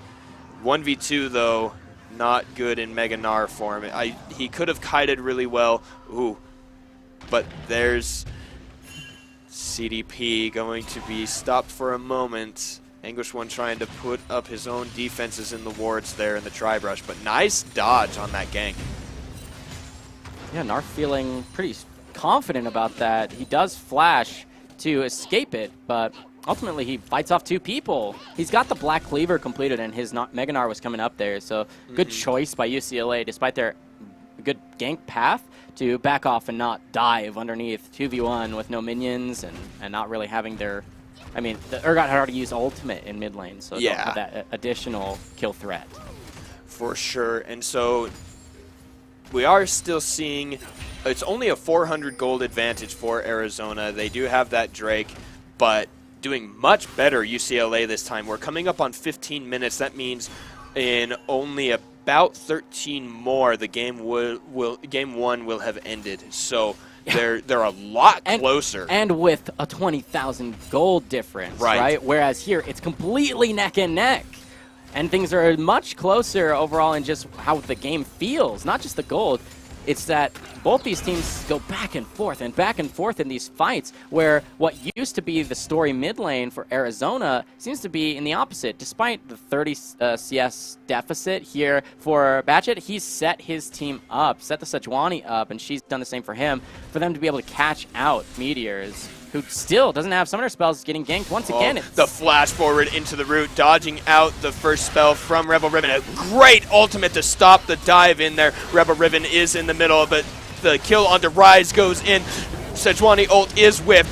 Wallop into the queue. Rebel Ribbon taking a ton of damage. Meteors dealing so much. In comes the cavalry, though. Stand behind me. They are going to get the auto attacks. And the ultimate from the Braum. Gnar is going to go down here with the explosive shot. He actually stays alive. And now the next kill goes on to Kazuku on the Braum. He is going to die. ADC win finally makes it up into the fight. And Arizona have the win in the mid lane. Meteors with a nice petrifying gaze. He ends up stopping on that full aggression, doesn't get tossed back in from Rebel Ribbon, despite that amazing gank path playing around Vision. Able to get that fight to start off really well for UCLA, but they stalled enough for Gnar to show up, who had stacked his bar pretty well, almost completely Mega Gnar when he showed up, tosses them into the turret, into the stun, and despite UCLA's bottom lane showing up first, they aren't able to put the damage through enough onto those tanks. With the DPS just coming through from Meteors, they're going to get a very good rotation here onto the neutral objective of the Herald, which will help them to get even more turrets in their favor. Let's look at what happened mid again. Yeah. So what happened was you get the flash in from Batchet to get the stun, but that comes through. Even with the cleanse not available, you could see he got the nice petrifying gaze, and by that time, Anguish 1 comes in. The Gnar almost mega immediately, and there's the unfortunate miss on the Glacial Prison. So close. Imagine they might have kited back to the turret, I suppose, is what he was trying to predict. They're going to kite back towards the bottom lane that shows up now, and honestly, a beautiful Glacial Fissure knocks them up, and Omiwama Shindero doesn't get the deletion onto Anguish when he backs up, and that forces them to just run away the heal used by Tristana. And you can see off of that push with the Rift Herald, they're going to get top lane in that picture-in-picture and continue that push. And that's going to catapult what was an even gold game into now 2,000 in their favor. Yeah, Arizona picking it right back up where they left off. I don't think this is a good corridor for them right now. UCLA is in a lot of trouble, but that's a good stun into the Realm Warp, but now God the King might be able to get his stun off. Disengage is there. Great fights from Arizona. They want to fight in the river just like last game, and they let the Rift Herald just sit there and wail on that turret. Yeah, trying to take the fights and clear out the minions. That's going to be a teleport from Rebel Ribbon just to show up to an inner turret. The bot lane 2v2 looking to fight each other, knowing that everybody's on the other side of the map. You can imagine that they're going to be looking to take down that turret. That will even do more towards evening up the gold for UCLA if they can get that bottom lane turret that's just so low right now. Yeah. But with Meteors pushing up mid like this, he opens himself up to rotate down. You can see he already right-clicks at least towards there. Excuse the replay overlay. Just swap in between observers there. Not a replay. That was live from bottom lane. You can see they're just trying to keep that alive. CS numbers really close in the bottom lane. All things equal. You can see here, turret's still relatively healthy for UCLA. Yeah, and that's a saving grace right now because they lost their outer turrets on both the other lanes, almost lose the top lane inner turret, and now Arizona really need to defend this one because if the outside track for UCLA, if they get that turret, that means they can roam into the jungle, which means they can get better position against the mid lane turret, which Batchet had advantage at one point. So they need to protect this bottom turret, keep their outer line alive, keep their morale up also. The less you let the enemy team take, the better you feel about your win. Yeah, we could see a fight near the bottom side pretty soon here, despite Baron spawning in 30 seconds. Neither one of these teams has catapulted themselves to the point where they're strong enough to take it. Though you have to keep in mind, Cassiopeia damage onto a Baron can melt that very quickly, even without a Mountain Drake or anything like that. So that's very quick damage onto a single target. I just remembered there was a point I wanted to make way back when the first items were completed. Seraph's Embrace, first item on Meteors, wanting to get that tier stacked all the way done and get the massive shield you can get from the active, whereas Rise had to go for the Abyssal Mask first, getting a little bit more of a defensive start. And so now it's finished on both of them. They both have that Abyssal Mask, and they're going to try and get the tier upgraded here for Rise, but Cassiopeia just so far ahead without needing to buy the boots just puts that item threshold so much further in her favor. It looks like we could have a multi-man fight in the bottom lane. It almost starts off. God the King is right there at the turret, but Sejuani's here. Concussive blows into the Glacial Fissure. He is taking turret aggro. ADC Win is underneath the turret. He does take it down. That's a great ultimate from Cassiopeia. Whoa! And there's a kill for ADC Win. Make that 2. Sorry for the mid laner Meteors. He's going to get 2 and a third. Triple kill for Meteors and the 4th going to ADC Win. Oh my goodness, that looks so bad for ADC Win, getting caught in the front there, pretty much face tanking the entire damage that came through from UCLA, but it was at the goodness, the side! Suppression! Rebel Riven takes out God the King. Thank you very much, I'll eat you for dinner, says Rebel Riven. That's going to be the Urgot. He's trying to keep his team in it, but you can see Meteors, I mentioned he's the one to watch. Look at his performance. I want to get a replay of that Petrifying Gaze from that last little bit in the bottom lane, because not only did it save lives, but it turned things around so beautifully for them on what was, honestly, seeming like a botched dive, a botched engage for Arizona on that bottom end. But in vision here, Meteors might be able to keep Anguished One safe. Yeah, they do. And the biggest part of that bot lane fight, we'll be able to see it when we can pull up that replay. Yeah, here it is. The nerves of steel on ADC Win because he's under the turret, but it's low enough. Yeah, look at ADC Win. He steps for he's taking crits from Jindero to the face, gets low, and then there's the Petrifying Gaze. 4 members, and that's going to be so strong for ADC Win to back up, and then now he gets the reset for his attack speed passive. The dots just coming through root after root after root. The turnaround from ADC Win to follow up the Petrifying Gaze with his own Corrupting Change was just so strong. And of course, during that replay, there was a turret taken on the bottom side of the map finally, for UCLA. They were able to secure the bottom lane. Oh, but the best play. Yeah, oh, the range on that was sick. The max range. And it was mostly blind, too. Yeah, it was. Beautiful shot. Knowing the corridor space. But you can see one turret was picked up by UCLA. On the bottom end there, the last little health of that turret was taken away. And this is turning into similar to the last game. It's not quite at that huge, steep 10,000 gold difference right now. We're only at about 5 or 6. But UCLA is still in this game. They have good team fights. I think they just need to wait out the ultimates, and they need to calm themselves down and take the slightly better fights. Yeah, when Dragon spawns in 10 seconds, it is an Infernal. Petrifying Gaze is available. But ADC Win is down. He is huge. There's a Cataclysm. Not wrong game, sorry. That's the Glacial Fissure is what I meant to say. But Anguished One is dealing so much damage. And now the flash away Kazuku does end up going down. Rebel Riven is there. His ultimate is back up. He does shoot it. He nails it onto Cassiopeia, gets the fear. But now Gnar is really low. He's going to go down. Rebel Riven dealing all the damage onto Scatman. That's a leap forward. Will there be another jump for Omewamu Shinderu? No, they're just going to take the turret. You can only imagine how differently that fight would have gone if Rebel Riven was there at the very, very start. If they don't delete out Rebel Riven, I think he's the priority at this point. He's just so strong. Then he can take over the entire team fight, and he really did on the back end there. Beautiful. Although, it's very true, I'm sure we'll get a replay of this fight as well. Take a look at what Gnar does, because we can see the result of what Rebel Riven did in that fight. You saw his ultimate hit the Cassiopeia and take him out when he was low enough health. That nets them an Infernal. If the smite doesn't come through. Oh, the Buster shot knocks him away. That was really good. Beautiful. Nice play from the Tristana there. Indeed. But let's look at that replay once again. Here it is in the mid lane. You can see the catch onto the Varus. He does instantly die. The teleport's coming through. That's going to be Gnar who shows up first. And then, waiting just a little bit, the teleport will come through from the Urgot. But you can see, while it's channeling, it seems to be going pretty heavily in favor of Arizona. And watch what Gnar does. They're going to fight the Urgot, but Gnar trying to create the distance for his team. Mega Gnar comes through. He's going to get a 3-man Gnar ultimate, flashes forward to save his own life, and, of course, take out the Rise, and then get Sejuani low enough that the Glitter Lance will come through. Aerie will end up picking the kill up for Scatman. You can see, Aerie does enough. There's the reset. Double kill for Rebel Riven. He did a really good job turning that fight around. You can only imagine if he had turned up into that fight even sooner, if they might have been able to save a few extra lives. fantastic team fights here, but that's exactly what we were talking about. UCLA has options. They are super strong. They've got good damage. They've got good everything.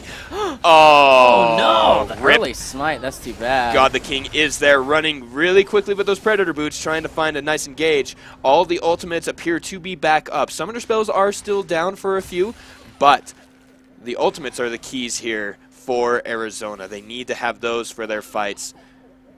They are just playing the Baron dance game here, getting vision with the Spire. Disengage from Arizona. I think it's really wise. You don't want to fight them in this little corridor. The shotgun knee spray from Rebel Riven is going to do a lot of damage in the small corridor there by the Baron. Yeah, this is kind of scary for Arizona because despite them kind of seeming like they're in somewhat control with the Spires and just being able to defend the possible Baron, they're in an awkward position with Varus having been bottom lane. They're able to push they might in. be able to dive this. They want to. Nar? He does not get a chance. There's the ultimate onto Nar. They just dove under that turret with no minions, not even caring. But suddenly Sejuani is going to be picked out. There's the concussive blow started here. That's a stun onto the Skarner. The ultimate from Varus lands, but he gets knocked up too. That's a shield from Lulu, and the disengage is there. Great fight for UCLA. Yeah, they're doing a really good job playing to their strengths. Remember what we talked about in game one? They drafted to the catch one, catch the next, catch the next, catch the next, and they're doing that now. And now they've lessened that gold lead to only about 3,500, and they're able to start up the Baron with vision in their favor. Rebel Riven kind of in an awkward position. He got no flash. He wants to be tanky enough and just dissuade everything. He gets the shield from that spell. Zuku does jump away. Cassiopeia throwing out the ultimate, only stunning on Braum, but now has to use the cleanse. Sejuani jumps in, but all the damage is there. Batchet will not make it out. Neither will 98 us. And ADC Win picks up a kill for himself. Only 2 members of UCLA keep that Baron buff, and Rise might not even make it out. He does have the shortened timer. Will Cassiopeia find him? No. No. Not quite. Ooh, baby. That was really and close. As you said, despite the fight kind of going in favor of Arizona, the Baron was picked up. That's going to be 2 members still have the buff. And luckily for UCLA, it's on people who are going to be split from each other, right? You can still have the split push with the Baron buff minions here on Rebel Riven because the teleport's coming back up. And, of course, Rise can be with his team to help push up whatever lane they decide to prioritize. And now they've taken the 3 outer turrets. They're only down to 1 extra turret. They'll be able to even up that gold pretty soon here, I believe. Especially if they do get the split put going, right? Urgot is really tanky, so if you send him out alone and then put 3 or 4 members here to shove on the mid side, then you are guaranteed 1 turret, I believe. Because either you need to send everyone away to answer the Urgot, or you need to keep them in the middle, and no one can 1v1 with this Urgot. Not even the Gnar, even though he's up there. He's trying, but those Baroned up minions are going to do even more work than is often conceivable because of the buff that they got. No, that's at the 40 minutes that they get the defenses onto the caster minions. Yep, and we should be able to see this push happening. Here is the embodiment of what I was just talking about, how you have the multi-lane push. Rebel Riven's so strong, 5-1 and 2, he should be able to take the 1v1 pretty well and complete that pressure. Looks like he's going to try and rotate over. I don't agree with that. I think he should still be trying to take the turret or at least pressure out the Gnar until he sees reason to be scared otherwise. Just picks up a Spire. Vision's going to be retaken by Arizona, but there's not really anything on this side of the map. The Dragon's in 1 minute, and most of that side of the map has been lit up by UCLA. Mm-hmm. And I think that's the next thing that they really do want to do, getting closer to this 30-minute mark. It is going to be a second Infernal for them, for whichever team gets it. So they want to have vision there. They want to see that happening. No Baron on that side, so they don't need to really be prioritizing that. But a lot of good stuff coming out of UCLA, despite the early deficits they were having. Okay, but the one thing I want to talk about is how attack speed Varus is crazy. That's not what I wanted to mention, though. It's that there's not a single QSS in the inventory of UCLA, and there is Flash Predator Skarner in this game. Yeah. He can pick off someone. Now, whether or not that's going to instantly matter remains to be seen, because it hasn't happened, at least in the last couple of team fights. But you imagine that if they grab the priority target who's like down a Flash, say like Batchet here. Cleanse doesn't work on the suppress. There's not really anything other than the QSS that will help you with that. You can use the Glacial Prison to lock down the Skarner, or the Glacial Fissure to knock him up and keep him in place, not get the pull, but a fight breaks out.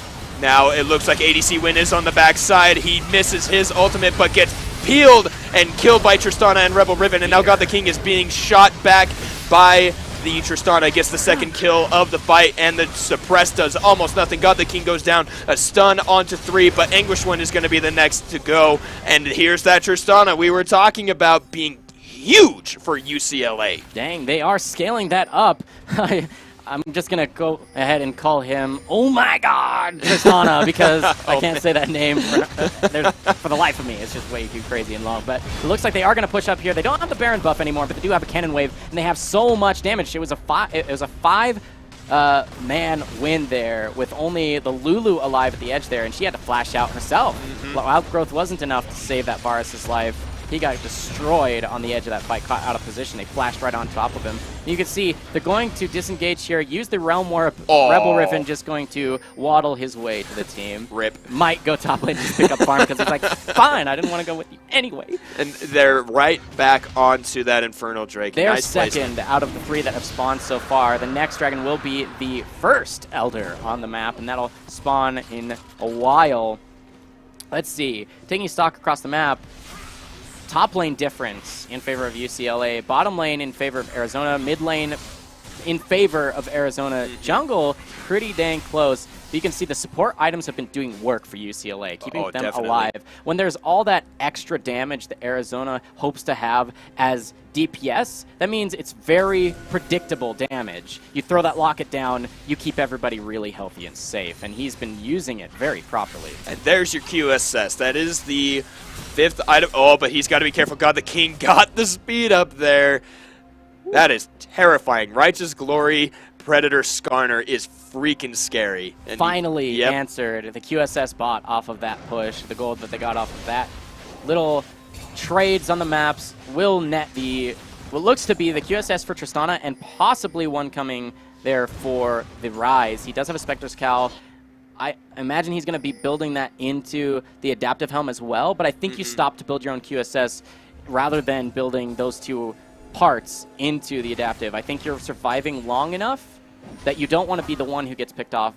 You want to be able to at least deal some of your damage, even if it means you die to the bonus damage that you're just going to take because you don't have Adaptive Helm. If that's true, you still want to survive long enough to at least put out your full rotation or 2. Looks like red buff going to go over here to Rebel Riven, kind of trolling each other. Yeah, it should be on Rebel Riven. He is dealing so much damage. He's 6-1 with 5 assists, doing very well on this Urgot. And now the chase might begin here. God the King trying to clear out some vision with the help of meteors. Picked up the Banshee's Veil, a very wise choice here. Yep.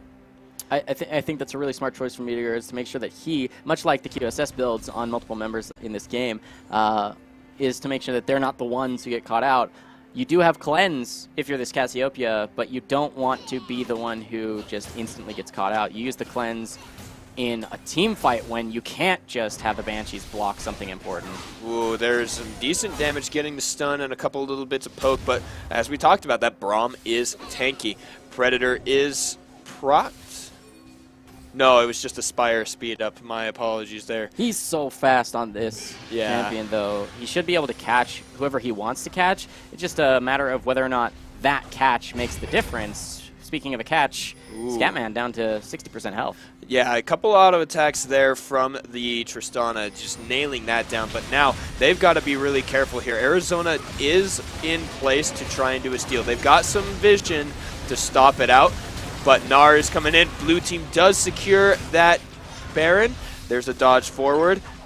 Ultimate from Sejuani gets God the King. They're going to jump in. They're going to deal a lot of damage, but Cassiopeia gets a great ultimate. So does Rebel Riven, gets the fear. And now Rise and Tristana are just dealing so much damage. Rebel Riven is face tanking 4 of them. But now Ome Shindaru, I can't even keep trying. That last auto attack does not get the kill, but it does on Gnar. Grounded effect onto the UCLA bot and mid laner, and they might be able to just push in. Ome Tristandaru here on the 80 carry. Doing work. You saw the crits come through. Oh, but the butt almost side. completely deleting the Tristana as soon as she stepped in range of that rapid fire cannon. Was just enough with the red buff, of course, that now has timed out. Do the work. Tristana carrying the backline of that fight. The grounded that was there from the miasma from Meteors in the beginning of that fight. We'll watch the replay in just a moment. You'll see that it makes the difference in them not actually getting completely wiped. What seemed to be a decent turnaround. Let's get that replay on your screen as they're defending the base. Okay, so nice catch onto the Skarner. They're going to try and turn this around, but the Unbreakable wasn't available because it was just used. A couple members instantly deleted by the front end there because the great petrifying gaze, but the fear comes through, making the DPS stops for a moment. You can see Tristana's damage onto Scatman is enough with that range, but here's the grounded I was mentioning. The miasma in that corridor means that you can't chase until now. With the auto attack comes through, 500 damage crits will be enough to do it. One in magic, one in physical damage. The flash forward going to be enough. The auto attack wasn't enough to follow Meteors and get that really close from Shinderu. Whatever. Tristana. Omewamu Shinderu. Now that I've been reading it for the last 20 seconds while you were explaining that. Actually, even the way I've been pronouncing it, the way we've been pronouncing it, Twitch chat tells me isn't even correct anyway, and I can't even keep up. All right, you know what? Shinderu. You know what? Let's call him Ome. Even that isn't. It's What? supposed to be Omai something. I'm not even going to scroll up to find it. But All right, It's but a complicated name for someone who's doing amazing right now on this Tristana pick, carrying his team to victory. Honestly, team play here has been perfect. You want to see a little bit cleaner engagements and not get caught on the re-engagements like what happened last game. So you, in your wipe of them, that you can kill multiple members without losing your own. You can see Rebel Riven with the nice flank here. Gonna say, God the King, this is not your path. You're gonna have to run straight at us if you so dare. And you can see bottom lane is stacking with those super minions. That's gonna be 2 to 3 that will show up into the base shortly. And of course, mid lane has pressure as well. You can see this Baroned up cannon giving Tristana the area to just get a few auto attacks here and there. She's used her attack speed buff, so they're gonna have to wait to take any fight. But now you can see the minions are entering the base. That's gonna be the go button here for Rebel to kind of split from his team. But you don't want to see him getting caught. This will be the tier 2 top falling. But now they do. Everyone just left the Baroned up lane. So they have a couple buffs. They have Tristana. They are going to destroy this turret. No demolisher needed from those keystone, from the runes, I say. And now it looks like God the King might be caught again. Look at all that damage. Rebel Riven might get the snipe. No, a nice block from the Anguished One. And now third inhibitor is in trouble. Second one up on the top side. It needs one more hit. The ultimate is not useful from Meteors now. Third inhibitor going to go down. That is double mega minions in the base of Arizona. And if you're UCLA, you just back off now. You go and get that Elder to stack up your triple elemental to give yourself the push power to take this last and final fight. Even though you did get some key spells and you probably had a good fight coming your way, you know, you missed their petrifying gaze. You had no flash on God the King here on the Skarner to try and start that fight off well or re-continue it. But what happens here is they're going to be able to get this Elder. They should be able to base, get their items, elixirs maybe if they should so choose. And off of the back end of this, unless they fight right now. I don't think that's a good idea. Using all of that, the flash forward for the Glacial Fissure and a flash forward for Sejuani. All the ultimates are out, but there is so much damage coming out of UCLA. ADC win is going to be the next target. Tristana jumps in and gets that kill. Now fighting onto the Anguished One. Meteors is in the back, but DPSing him down. Shinderu dies to the Gnar, but now Gnar is all alone. That so far is a 4-for-2 trade. Ooh. And oh, the Realm Warp, Batchet doing very well. The flashes are whiffed, but Anguished One has no chance. 1v3, maybe he does in the Mega Gnar form. Rebel Riven trying to do his best. That's a great Gnar, getting 3 of them in, but the shutdown comes in for Batchet on the rise. There are 20 seconds left on the death timers, only 10 on Scatman, but he can't stop it. The Mega Minions are there, the 3 heroes are there, and they are going to take down the Nexus to throw us into game number 3. Yes, it will. A convincing 40-minute snowballing victory. Not quite the 20,000 gold lead we saw, but enough to do it. We're going to get one quick replay of that last fight. The flashes forward are going to come through. You can see, there it is, the Glacial Fissure sets up the Glacial Prison, and you can see the knee shotgun is just melting the front line. Tristana's going to jump into 3 carries, essentially. Gets immediately half health, and then going to reset to try and be safe on the other side. But Anguish going to have his hop ready. He's going to chase onto Tristana while his team is taking down the back end there. Skarner finally falls, but Tristana gets hit, and that's going to be the cleanup. That grab was sick. Yes, it was, and that's going to be Realm Warp. it. Realm Warp. And then, of course, Rebel Riven going to showcase his mechanical skill, the flashes, and that'll end it for us. Yes, Game 2 goes in favor of UCLA, tying it up at 1-1, going to take us to Game 3. Really exciting to see UCLA bouncing back in full force, taking themselves a win with that nice draft. The adaptations were enough to make the difference. Showing their stuff here. First game they're on the stream against Arizona that we've seen before. They're just like, doesn't matter, man. Here we are a competitor, we are a strong team, and despite Game 1 going very, very far in your way, we are going to fight you and we are going to take our own win. Yep. Fantastic. Yeah, ADC win, not going to bring that for his team. No, not this time. Not necessarily his own fault or anything like that. It kind of was really just a 5v5. Everybody doing their job for UCLA and bringing out the win. That's going to do it for this game. We're going to get into Game 3 shortly. We're going to take a quick break, but we hope you join us for Game 3 between UCLA and Arizona. 5-minute break right now. We'll see you in just a few.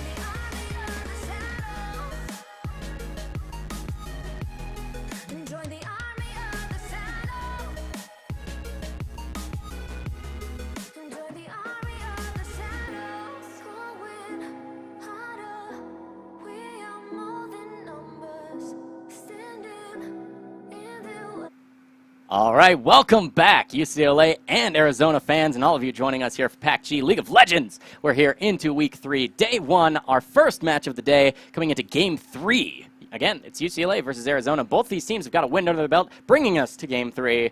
Each of these teams showing us their level of talent. Convincing win for Arizona Game 1, and a hard-fought, nitty-gritty, and beautiful end there to Game 2 in favor of UCLA, bringing us here to Game 3. We're going to get into that draft in just a few minutes here. Before we do, what'd you think? Who do you think can bring this out for Game 3? Arizona has played the same play style against Washington State and against UCLA. Mm-hmm. It's that early aggression, trying to get the snowball. If you stop it, they lose. Yeah. And so I think if UCLA can draft like they did this time and understand that that's the only way Arizona has been playing, that they can pull it out. However, if they draft like they did in the first game, trying to do the same thing and just have that really linear way of going in, not enough tanks and everything, then Arizona could definitely have it. But I'm putting my eggs in the UCLA basket. Yeah? I think they've got it. I think they figured it out. I think that Arizona is just too predictable in that way. That's how they play. All right. I mean, you can see in Game 1 that if they get all of their ducks in a row, they quack all the way to your nexus very quickly and convincingly. But if you stop them in their tracks, maybe you can bring out that win pretty much for certain. So we'll have to see what the draft tells us in Game 3, because to that effect, a lot of the champions you choose will determine whether or not you have the potential to get that early game lead into a snowball, into a victory, or if it ends up just being that you don't have those tools because of how the draft went, and that ends up meaning disaster if you're correct about how Arizona has to take these fights. And so now the question comes to the draft. Where do you ban? Because Arizona was comfortable keeping the same bans as Game 1 in Game number 2. They banned the Camille. They made sure to ban the Vladimir. They got rid of the Tom Kench still, even though it was UCLA who banned it the first time. But now that they saw Rebel Riven on that Urgot, it's not just a phantom pick anymore. It is very real, and it is very scary. Yeah, it should be a good draft. We're very ready for it now. The Ree has come through from ADC Win in that chat. That tells us everybody's ready for Champion Select. Here it comes for you. Starting it up. The draft should be a convincing story that it'll tell us what both these teams have planned for Game 3, because it did change from Game 1 to Game 2. The first ban's going to come through in just a moment. UCLA versus Arizona. This is Game 3. Match point for either team. The first ban is going to be for that top lane, Camille. Graphic going to catch up with us. There it is. Third game in a row. They're going to ban that out. Azir going to be banned out as well for Meteors. Meteors not going to be able to play that again. Those are good bans, right? They're the things that we don't know about the Camille, if that's something just Rebel Riven isn't comfortable fighting or playing. No, sorry, I speak incorrectly. Anguished one, if he's not comfortable playing or fighting it, then you keep banning it. And then the Azir from game number 1, Meteors did so well on it. I think it's very wise to keep it there. Vladimir coming out as a ban again. Arizona doesn't want to fight that. They probably watched Huni over the weekend because that was dumb. Holy cow. Then the Janna and the Sejuani followed up from UCLA. Those were other bans that they had in the first game.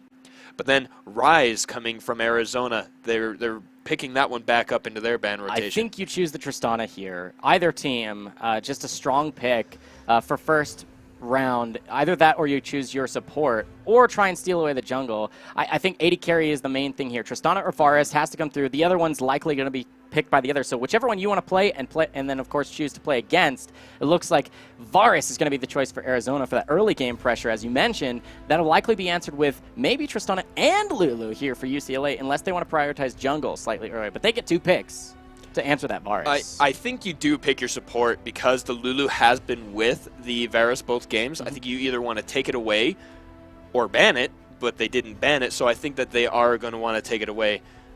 Game number 1, they play Tarek, that's healing a little bit. I think that nope.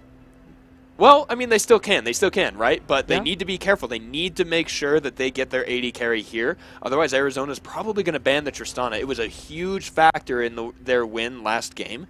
So I think you do. I do want to see the Lulu pick here, and then on the next rotation you pick up the Tristana because they have no reason to. Well, there it is. You pick the Tristana instead, and now Arizona has the opportunity to pick their support to go with the Varus, and I want to see the jungle answer as well, not give too much away.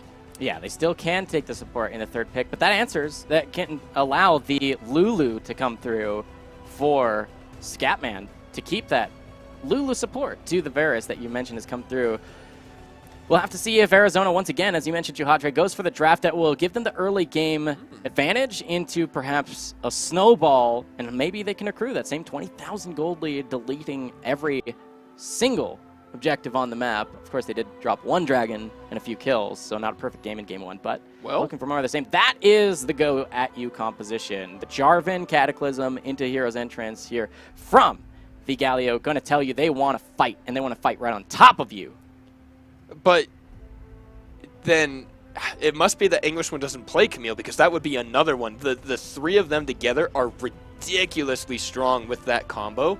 You know, making sure people can't move. Galio lands, and while they're knocked up, you get hit with the Jarvan ult, or vice versa, and those kind of things. It is just so powerful. But it is the two of them, and then the Corki lock-in over here for UCLA. I think it's a good pick. Having the range advantage, being able to you don't even need the duel, right? The moment someone comes in, you Valkyrie away. And it is the counter pick to the Galio. It does extremely well into that pick. It matches the wave clear. It wins the range versus melee, and can scale magnificently into late game. UCLA definitely going to have the damage threat here with just the 3 picks either team has had. But here is ban phase 2. You can see that it's going to be the Lulu is banned out, so not going to have that support for Arizona's bottom lane. We'll have to see. Now, see, this is so confusing to me because Lulu is a very good support and has performed really, really well. So I wonder why neither team wanted to pick it. Is it because it's just, we saw in game number 2 it just wasn't effective enough? Are they wanting something different? I don't know. It remains to be seen. It's just an adaptation of the draft. Neither team goes for it, so neither team really loses out on not choosing to ban it or pick it away. There's going to be the Taric, which I like that choice because if you choose to have Cosmic Radiance on your team, what you tell the enemy team is, yes, please, we'd love for you to fight us. And that's a perfect answer, if you ask me, to this come at you, engage, fight on top of you composition, the Cataclysm into Heroic Entrance. This is... I like it. I like the Taric pick, and it'll give the safety for Tristana to scale to the same success, hopefully, if you're a UCLA fan, than we saw in Game 2. Will be answered here by more hard engage. So they say, all right, we see your come at me, bro, and raise you a will do with a moo on top of it. You can't milk those. They're going to be engaging hardcore with these. And now our last pick going to be coming out here will be the top lane, going for the Anguished one. We see the Alawi banned out, which I think was very wise. It is a hard thing to fight. I wouldn't want to either, but it's good. Oh, it's going to be the Jace. And they did take away that Urgot from the rebellious Acolyte of the Broken Blade here. Rebel Riven had an amazing performance on that champion, so smart, I think, to take that away. But it would have to be the counter pick, which means hopefully you're banning the Urgot not just because you're scared of its performance, but because you have something planned that you are okay picking blind into. That means the Scion comes through, and that could give them more team fight potential because they were lacking engage. Otherwise, it's just like a Taric stun that's loaded up into the Counter-Strike with Leap Strike. And you never know. Things might go right through the Counter-Strike, and you don't want to have that be your only capability of engage the Scion. I like that pick, but should be a rough time against a Jace, if you ask me. Well, yeah, I think that you can change your build path a little bit. You know, you're still going to max your Roar of the Slayer to keep the slow and the high damage from the Scion, especially with the Comet. But then after that, instead of building anything aggressive, you know, you start stacking your hit points, you start stacking your armor, because that's what a lot of this damage is going to be. Jarvan shredding armor and Jace shredding armor. Auto attack's going to be mixed AD and AP from the Varus. So I want to see a more defensive build coming out of the Scion, despite his high damage potential. And then I think the same thing with the Jax. After your Trinity Force, no more damage items. You've got to be able to survive in these fights. Yeah, I think QSS will be important. If you're not going QSS, then for the taunt really is the biggest part, or The Chains of Corruption. Yeah, Chains of Corruption. If you're not going QSS, you're probably going Maw for more survivability, CDR, but still having more damage without having to just sink 1,300 gold into only Magic Resist and the active. We'll have to see the build path for the Corki, but Trinity Force, Infinity Edge, Rapid Fire, the core build for Corki, and a deleting core build, that makes you feel like your front line means nothing if you're playing against that kind of damage that a Corki can put out. And now the same adaptations that came in game number 2 are there for UCLA. You have a tanky top laner. Jax is going to get a lot of base, just damage and resistances once he hits level 6, the way his ultimate works. And then Tarek, he's one of those tankier bot laners. I like seeing the amount of damage soak that you have, but then it's answered on the other side, right? Jarvan, really tanky. Alistar, one of the tankiest, especially with that ultimate going. And Galio, even though he builds more AP now, he is a lot more durable than other mid laners with the magic shield and just his item path. You want the Abyssal Mask in there really early. You can spec into the Rod of Ages really early. Yeah, strong stuff. The Rod of Ages kind of gets forgone for, I think, you don't want to stack your Catalyst passives. So you go, instead of Rod, you go the Abyssal Mask. Just because you don't want to spend too much gold on the same item passives. Oh, that's fair. But you mentioned the magic damage shield, and of course, with the Abyssal Mask, that's more magic damage. Corki is primarily magic damage. All his spells are magic damage. His autos are primarily magic damage, get converted into it. So at least you're building the right kind of resist and health to be able to deal with that damage. But that means, where is the armor going to come from? If you are all building magic resist to deal with Corki's damage, does that mean Tristana melts you, or the reverse? If you're building armor, does that mean that Corki's now just going to shred the heck out of you? Honestly, the one good thing for Arizona in terms of itemization for defense is that you are almost all building, absolutely going to be building the Ninja Tabby. Yeah. At least if you're the front line, you don't worry about getting crowd controlled, you're just there to kind of soak damage, then you definitely need the Ninja Tabby. But, of course, if you build Ninja Tabby and you're taking reduced damage, you're still going to get a ton of crowd control. Scion, and Tarek, and Jax, Counter-Strike even. Those are all real serious crowd control champions, and they can make a huge difference in the team fights and how they play out and give the time for the DPS, the auto-attack-based champions, Tristana and Corki, to do what they need to do. And there's surprising amounts of AoE that can come from Corki, too. And even from far away, he can poke you down. We'll have to see how this plays out. We're loading here onto Summoner's Rift for Game 3 between University of California, Los Angeles versus University of Arizona. One game win underneath the belt of each of these teams. This is the match point. It'll make the huge difference because this is UCLA's first showing of PACG. They're looking to get on the scoreboard right off the bat. Arizona looking to bounce back. They got a game win in their last series that they played against Washington, but it depends on how this turns out to see if they can actually get their first match win after giving us a convincing Game 1 win here today. So this is, other than being game number 3, that's why this is so important for both of these teams, because Arizona needs to get that win on the board, but UCLA has to show that they're strong. You know, if you see this 0-1 or the 0-2 in the case of Arizona, then it's just, you know, I don't want to say that you take it lightly the next time you play them, but it is not a good start. There are several weeks coming into it is an 8-week program, right? So 5 more weeks after this one, but no one wants to have the first 0-2 on the board, and that would... No, it is a little bit of a tilter and makes you worried about your possibility of getting into the postseason. You mentioned at the beginning of our stream when you were explaining to the viewers how it works, it does end up being that out of the 2 5-man regions, the top 3 teams advance, meaning you have to do really poorly not to make it into the postseason, and starting off 0-2 can make you really worried about that being you. So yeah, you don't want that to be you if you're Arizona, but you have given us convincing wins, and there's no reason to doubt you moving forward. We're here loading onto Summoner's Rift. This is, again, Game 3, and it could go either way. The draft went really pretty equally, as you can see. We've got in the top lane for Arizona, the Anguished One on Jace. Jarvan for God the King in the jungle. And then Meteors in mid on that Galio. And then in the bottom lane, heading this up for Arizona, gonna be the Varus once again for ADC win with Scatman on the cow at support. Rebel Riven playing the Scion up in the top lane here for UCLA, doing really well holding his lane and doing what the team needs in terms of crowd control and damage. CDP 98us is doing very well, that substitution coming in from game number 2 on. Gonna look to get those counter strikes into with the Jax. Batchet on the Corki. Tristana being played by Ome Washomineru? Omewamo. Shineru. Yeah. There are accents in there that I missed, I understand that. And Kazuku with the Taric on the bot side, trying to make sure he sets his AD carry up to win in the bot side. Yeah, watch. Twitch chat's going to troll us and be like, it's not Kazuku, it's Kai Zuka.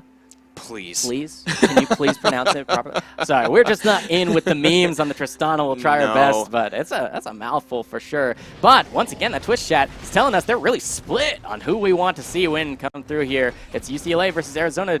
Basic jungle starts for both these teams. Going to be leashing up from that bottom lane. We'll have to see how these junglers path out early, see if they're going to make a difference in the solo lanes or bottom lane. Likely going to be those top lane ganks, of course, with that level. You starting on the bottom side means you're going to be top side when you have your first round of doubles. And it's been interesting to see which lane is the most impactful, because we've seen action everywhere. It's mostly in the top side and in the bot side, but we can't tell which lane is actually the one that is the key here, because yes, Tristana was really powerful that last game and ended up turning a lot of fights, but so was the Urgot. And then in game number 1, it was the Alawi and the Varus. Oh my gosh, the damage from Jace is just so silly early on in the game. Yeah, and remember, they did pick the Scion into the Jace. They should know that they're going to have this kind of a matchup. He just has to play it accordingly. Going to set up vision for himself. But this is a 3-man invade to pressure off this Jax, who's still level 2. If I'm not mistaken, that means that was the steal of the red away for this Jarvan. That would be really strong. He does have the 3 camps out and is level 3, and he's going for the Scuttle Crab now. So I think you're right. They did steal that red buff. Has to be that steal, because that is the 3 camp, and you can see he only took buff into third buff. Going to get a reset on that red for himself. That will significantly slow down the auto-attacking Jax in his own jungle, which gives breathing room, of course, here to UCLA. Or, excuse me, to Arizona, because UCLA is set so far back in just that jungle pressure. And we can see also that the Anguished One is going to live here in 98's jungle. Just going to be pushed up, dealing the damage. Rebel Riven unable to answer that kind of poke early in the game. And so they have vision. Ooh. They're going to go over. God the King gets it. Why would you flash when you're slowed by the red buff? God the King picks up first blood. Solo kill in the jungle. Yeah, I mean, that's just unfortunate. If you're the Jax, you're already pressured so far out. There's vision in your jungle. There's really nothing you can do. That's going to be a solo kill in the jungle. First blood in favor of Arizona, the team that's looking to snowball from an early lead, and they've started it off pretty well. Getting that extra camp. Now 10 whole CS. That's 2.5 camps ahead here for the Jarvan. In addition to that first blood, just doing so well. Great champion to bring into this game where you want to be able to engage. Now, no other places are having really significant leads. Scion coming back here to the CS. Only about 3 down. But the jump in here from Anguished One is there. Just the trading potential is so strong for Jace. Rebel Riven getting really low, but he is going to become more tanky as the game goes on because of that Soul Furnace on the W. Getting hit points for every minion he kills. Yeah. That should be his claim to fame here on the Scion pick, is give himself that extra tankiness to be able to deal with the damage as it will ramp up. He'll hopefully get to the point where he's tanky enough to frontline the Jace damage and other sources of damage for his team, to give his auto attackers more time to damage out Arizona than UCLA. Now, it's amazing to me to see just how well he's keeping up in the CS, especially with Jace being able to be that range. Roar the Slayer does have a really long missile distance, so he can poke back, but it costs a lot of mana to do it, and it's your way of CSing as well. Very hard, and so, you know, props there to Rebel Riven for keeping up as well as he is. And, you know, Anguished One doing really well too. You get mana back per auto attack while in cannon form once you have your E. And so he's just going to sit here. He's going to let the wave crash under the turret, leave, turn into melee form where he can't get hit, get a couple hits there onto Rebel Riven, stop that Q.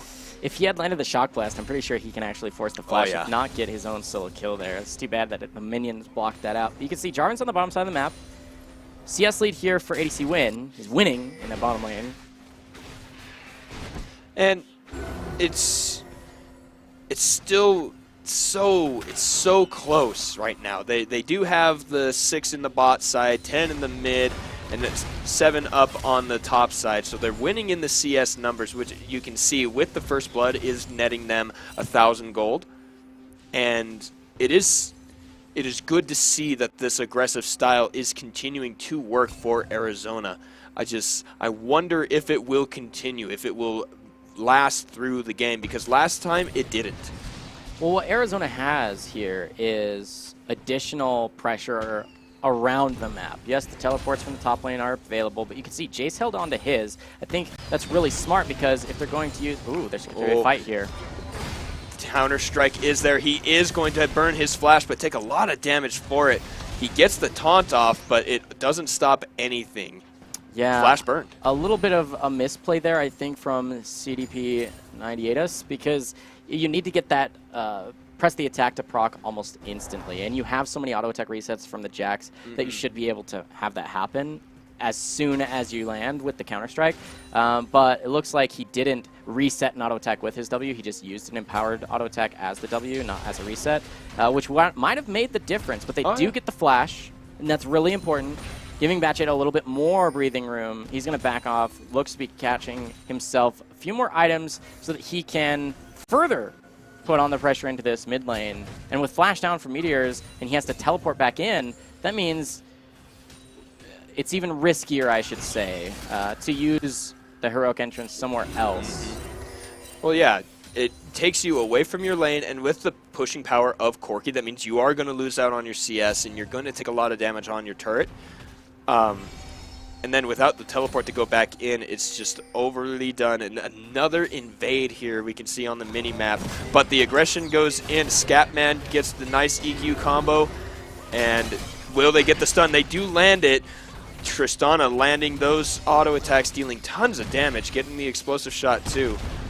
But, oh, and there it is. Meteors getting the hero's entrance onto God the King and smashing down CDB 98us. Yeah, I mean, they steal away that jungle camp. I want to actually see a replay of that top lane little fight there in the jungle, because even though we did catch the end of it, it was such clean comboing between Jarvan and Galio. At least that's what it looked like to my eyes, where comboing their abilities to keep people locked down, and just the damage between those two champions when you do keep people in a very tight space makes a huge difference. Get that replay on your screen right here. So you can see there is going to be the knockup into the taunt. Lands the taunt onto just the Jax, and the stun will come through at the back end, not in time actually. And so you can see Cataclysm forces the Valkyrie, and then right on top of it, it's the knockup into knockup into knockup, perfectly timed. So a nice play out of those two, right on the same page. That devastating smash auto attack is just so strong. And like you said, beautiful way to combo all of that, but it does look like Taric has a kill now. Yeah, in the bottom lane, a little bit of a trade. We were able to re-engage that fight, but this fight in the mid lane, you can see Galio having that catalyst to keep himself durable. Oh, he needs to be careful. Anguished One has the shock blast, but it does not land.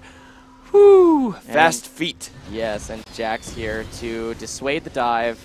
Batchet forced to base once again. He had just barely picked up his boots in his last return to his fountain. Now he has to go back, show up. So I want to see what happened in the bot lane, because it is a kill for Taric. So walk me through this right here. Well, that's a nice stun straight onto ADC Win. And then, of course, Cosmic Radiance is like, even if you wanted to try and turn this around with your 200 health, we're actually going to take 0 damage. Tarek gets the last auto attack, unfortunately not donated over to the Tristana. They can't really chase onto the full health ultimate available Alistar, but nice pick, right? That's going to be that stun. Getting dazzling kills onto this Tarek. Cosmic Radiance there was used really, really well, essentially making it so that they can't take any damage. And because of that, you know, even though they do get the trample stun from the Alistar, Tristana says, "You're already dead." You're already dead. There, finally. Is that close enough to saying Tristana's name for you, Twitch chat? Is referencing the meme? Is that enough? Is it? Have we finally satiated your meme-ness? I don't know. I think it's a really clever name, not having known what it was at all. We did have our production team come and tell us what it meant. Yeah. It was pretty good. But now, look at the vision down here on the bottom side of the map around the Drake. It is all about UCLA wanting to pick this up.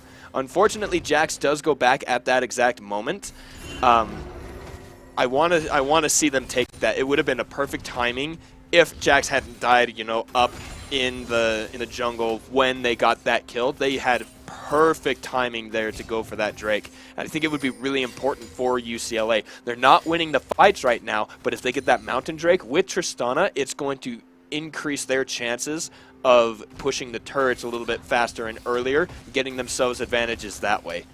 Yeah, I mean, I'm curious about this Jax pick. It is relatively high up there in the play percent and win percent. Decent play overall here from CDP98us when he plays solo queue. He has really good stats on it.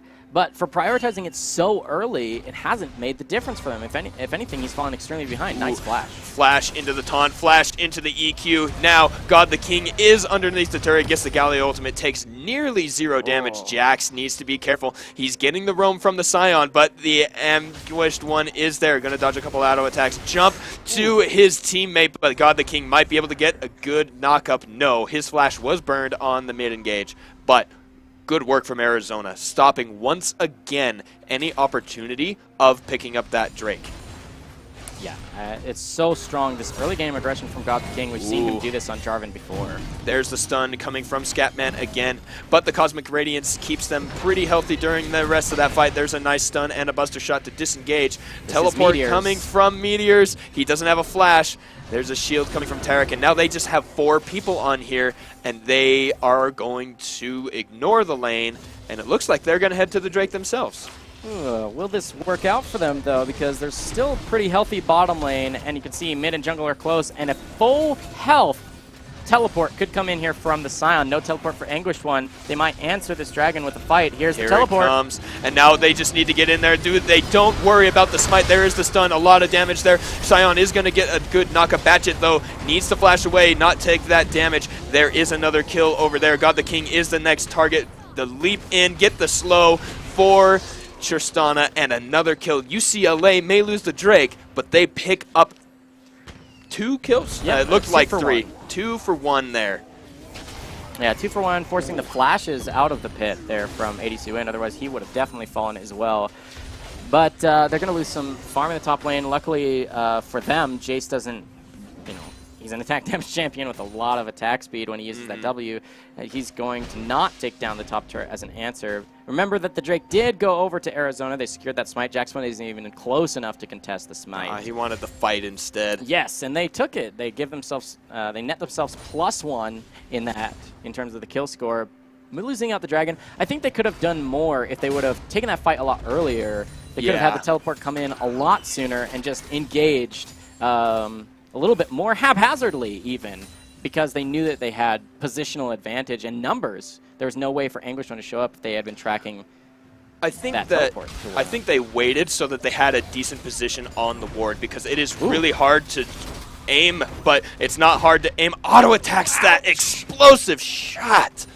Wow. Close to being already dead there for the Varus. He's 0-1. The mistake by Varus here, for those of you who don't know, if you buy that Blasting Wand, it actually converts over your damage which most people are going to have. Adaptive damage. Yeah, your adaptive damage from your runes, it actually transports that over to be bonus AP instead of bonus AD at all. Again, that's assuming you either have Domination or Sorcery as your secondary tree, which there's no reason you wouldn't. You can't see that just from looking here, but 99% of the time, those are your secondary trees because you want those bonus stats more than you would just want slightly more attack speed or something. So the Rage Blade completed, so now it will actually go back.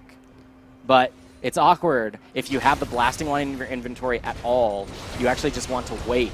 Otherwise, you lose out and have that transport over. But it looks like a good now gank we have here. a gank. He already used his knockback. There's the jump in. Flash burned, and that's a successful thing. No flash for Jax. I think they just wanted to get the summoner spell and Yeah, I wanted to that. see the flash come through from the Jax there. You answer that, then you can probably net yourself a kill. You press the attack and red buff, and he's not quite at the turret. You even have Rebel Riven's ultimate available. I think that should have been a kill. I agree. He's still topside. I want to see him return Oh, right yeah. now, No- right after taking that camp. no reason not to, right? You burn the flash, you go right back. You have 2 gap closers now in your Q, Leap Strike, and your flash. It doesn't make any sense not to go right back there. And we do see, even in Vision, have Rebel Riven start it up. He has an ultimate that will knock up and stun. This could be a counter gank, though. Jarvan is Ooh, here. Jarvan is there, but now here it is. Anguish One is going to be stunned. He does have the red smite on him. The ultimate does not land, but Galio is there. There is the kill, but the Cataclysm goes down onto Jax. He doesn't have a counter strike. He is going to be healing. He gets killed by God the King. That flash does work, and Rebel Riven makes it out alive, but a 1-for-1 trade. Nice looking there from the Galio, but now the ultimate from Tarek is going to save Tristana, dealing a lot of damage. Kizuku is going to get the stun, but the flash forward is there, and Tristana will net that kill. Perfect play from the bottom lane, killing the AD carry first. Perfect juggling of the crowd control and the turret aggro, netting another kill. Yeah, it'll work out pretty well for them. They net themselves a couple of kills. Tristana now 2-0-3. The CS lead to boot. UCLA looking good on that side of the map. The other side, though, they didn't get trounced on that nice turn. The counter gank into Galio showing up as well. Meteor is doing work, making sure to keep his team healthy. They did, of course, lose the Jace to the flash forward and just damage that came through from Jax, but that's going to be first brick, too, going on Tristana. And remember, she was the big deal that came through for UCLA last game. Allowed them to get to victory, and so putting her ahead early, that could be really spelling success here for UCLA. I think that the problem here for Arizona is they're still trying to prioritize the top lane a little too much. Oh, pardon me. We talked about how the top and bottom side were the main lanes that you wanted to get ahead. No focus at all from Arizona on the bot side. God the King hasn't been down there yet. CDP 8S, 98S, I mean, will get the stun there. The package goes in, but it does not hit the knockup. Tarek is in the wings, able to support Batchet there. Yeah, Anguish right One is through in the vision. Counter-strike. He gets knocked away, not going to be able to do that. That's going to be a turret answered in mid lane. I liked the choice to send the duo top lane for UCLA to try and pressure that turret more, but the answer is 5-man mid. For Arizona, they net themselves a very important turret. And now Tristana's kind of alone, doesn't realize, because they don't really have the vision to tell her, that multiple people could be chasing her down. But Whoa. speaking of chase down, Double stun there into the taunt. A lot of damage coming out of Meteors. There's a knockup from God the King and the ultimate from the Galio. Batchet flashes away, but the Ascended One, Anguished One rather, is there, and that is a 5-man fight versus 2. No chance there for UCLA, just dominated by the Arizona play. anguished indeed. He's going to be able to turn that damage into anguish for them. That's so strong for them to re-engage there. You just don't want to take that fight. The main source of your damage right now is the Tristana. She's the only one really strong. Your bottom lane is where it's at. So if she's not there, you can't take those fights. Even if you think that you're catching someone, they're all tanky champions. Even the mid laner here, right? Look at this. 1,000, 2,000 health on all these champions. Sion trying to defend this. He's trying to kill the minions to give that backdoor bonus back. But you can see they're just going to face tank this turret and take the fight. Rebel Riven is here. Tristana's trying to answer Varus up the top. It is not going to work, but the Tarek ultimate might just save Rebel Riven. And now there's a great counter-strike from Jax. And he is following God the King. He does get that kill. There's going to be no stun onto the cow up in the top side, and he is really tanky. Ultimate does go off. He is going to not get to the blast cone Baron. in time. Baron? And now Baron is on the table for sure. Jarvan is dead for another 20 seconds. Corki has a lot of damage as well. Does Tristana. And now, you're right, they go right for that Baron. They've got the damage, but here comes the teleport. Anguished One wants to get in here. Meteors is on the bottom side. Anguished One throws in a Shock Blast. It does a lot of damage to the Jax, but he jumps in, and now Tristana leaps in. That is a kill onto the Anguished One. Baron is disengaged. Meteors is stunned up, and all the damage is there. He wants to get the taunt. He flashes in and gets 3 of them. ADC win. Gets crit in the back of the head. Please do not, Baron. This is the worst possible choice you could make. You don't have enough damage to actually make the difference. Oh no, and okay, now they can. In comes God the King. He does kill Jackson. Now they have no smite. There's an ultimate from Tristana, but it is still dangerous here. They need to be careful. Disengage at the Baron for UCLA. Arizona does manage to stop it. A little bit of miscommunication there, right? You see the jungler, Jax, CDP98 goes a little bit deeper, trying to get himself one more kill onto ADC win. Flash and heal comes through, so he lives, and Jarvan turns things back around, forcing Flash 2 out of the Tristana when really you can just turn around and maybe get mid lane for free. You don't want to turn back onto the Baron there because your jungler, the enemy jungler is back up, full health with Cataclysm. It could spell disaster when you're that low of health and you're not really a huge tanky composition. So, well, and see, I think they had priority on it, right? They should have just turned. When ADC Win was the only one left from the fight, I think that was the time to turn it around and do the Baron. Because with Tristana, with Jax, who were both away, they might have been able to get it, and then they would have been definitely on track to go for that mid lane. But now Kazuku is in a little bit of an awkward spot. Tristana on the top side here. Will they get a decent engage? No, they are going to sacrifice that control ward. But they are instead going to kill the Jace instantly. Ooh, good catch. Very good catch here. Not wanting to be solo anywhere. No one on this map should be going solo anywhere. And now they might have enough priority to consider this. They don't have Sion, who's a massive tank line for them to actually do this. You can see the teleport's available, but he's sort of having to match that Galio. Galio's roaming up. Heroic Entrance is available. They're just waiting for this wave, which is kind of far away. They're in a compromised position. I think you Valk over and try and get away. So he does Valk over, get the Leap Strike also. Nothing important burned there. But now they do have enough champions up here. They're going to take this turret. Nice play for Arizona to back off there. There's no way you can stop that. Yeah, gold just about even now. And the turret will do a little bit to help these members of UCLA get closer to their key items. You can see Rapid Fire is coming extremely soon for this Corki, just based to buy what he does have in his inventory, but he doesn't need a lot more to be able to complete that. And that'll help with the poke, help with the damage overall, giving those extra magic damage crits. You can see right there, that was 500 damage, 400 or so of which was magic. When you can see split pen and only a little bit of health on the frontline tanks, the tanks in general, almost the entire composition here from Arizona. Will they be able to deal with that damage? It remains to be seen. Cloud Drake is onto the table. Nice dodge with the extra movement speed from the package. Going to help clear out this vision, but you need your team there. Jax kind of going in 1v2. But it was just to get the stun. He was able to dodge all the auto attacks from ADC Win.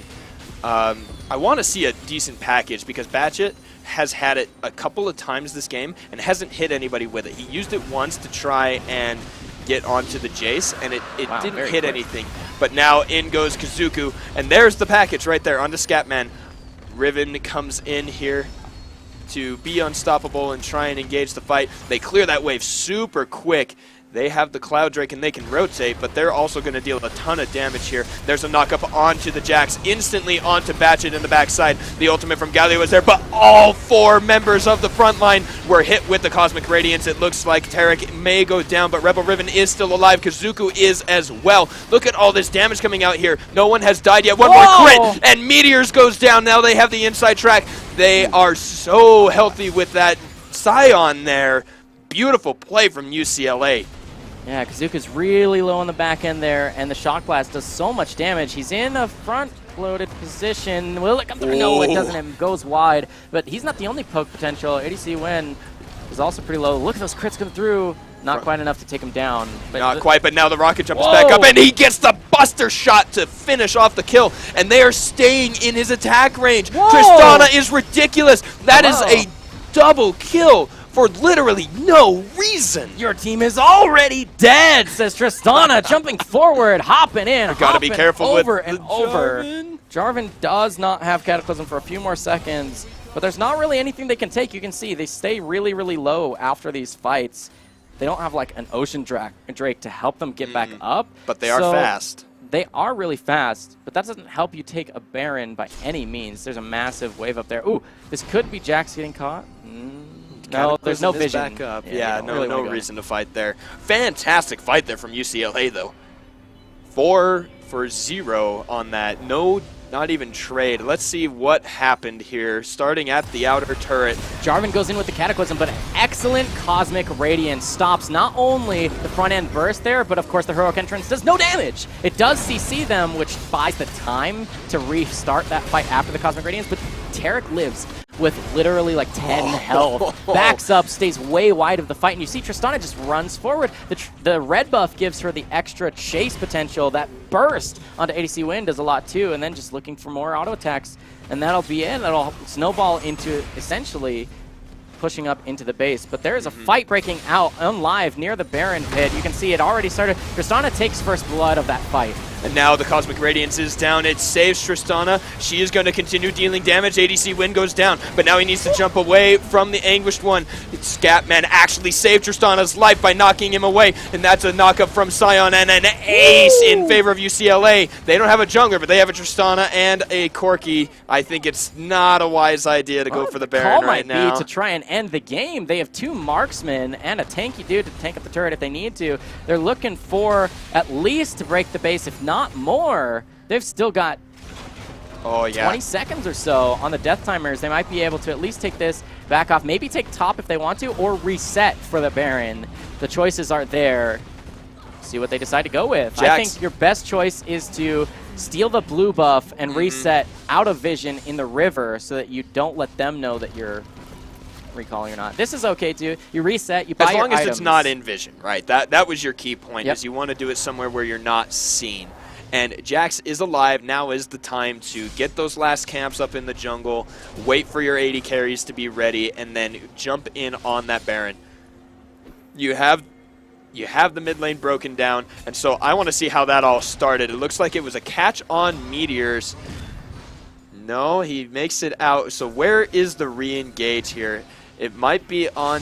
There it is. That is the flash forward from God the King, and he just jumps into 4 of them. His team unable to follow through. A couple of ultimates here with the teleports to jump in from Jax and getting the stun, but that taunt was huge. Yeah, I mean, the Cosmic Radiance comes through a little bit late. The cooldown's really long, and Tristana is able to just stay alive on this back end. You can see the rocket jump, and then Scatman, of course, failing the combo, unfortunately. And the nice knockup saves Tristana's life because she walks into melee range, but he gets knocked up. Ends the fight. They think about the Baron, but turn around and go off of it. But now they're setting up for it once again on live. You can see the vision not exactly set up perfectly for either of these teams, but they're going to engage on Jarvan. But the package almost knocks him into a lot of great auto attacks. ADC Win is taking so much damage. Flash forward from Batchet. One more auto attack does do it. Even baits out the ultimate. Now it looks like Meteors is in a 1v3. Has to flash away.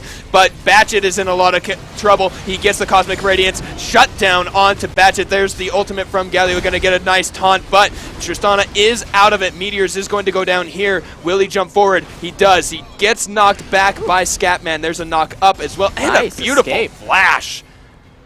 But that means Jax and Tristana are both still alive, and they can go try and burn down this Baron. Mega Minions just made it into the base. They need to be able to defend. I might go for the Miracle Steal here onto the Baron. Unlikely to get it, though. There's a lot of space, and Sion staying right onto him. Oh, Whoa, creates the he- space. And Good there's turn the right jump onto him. in.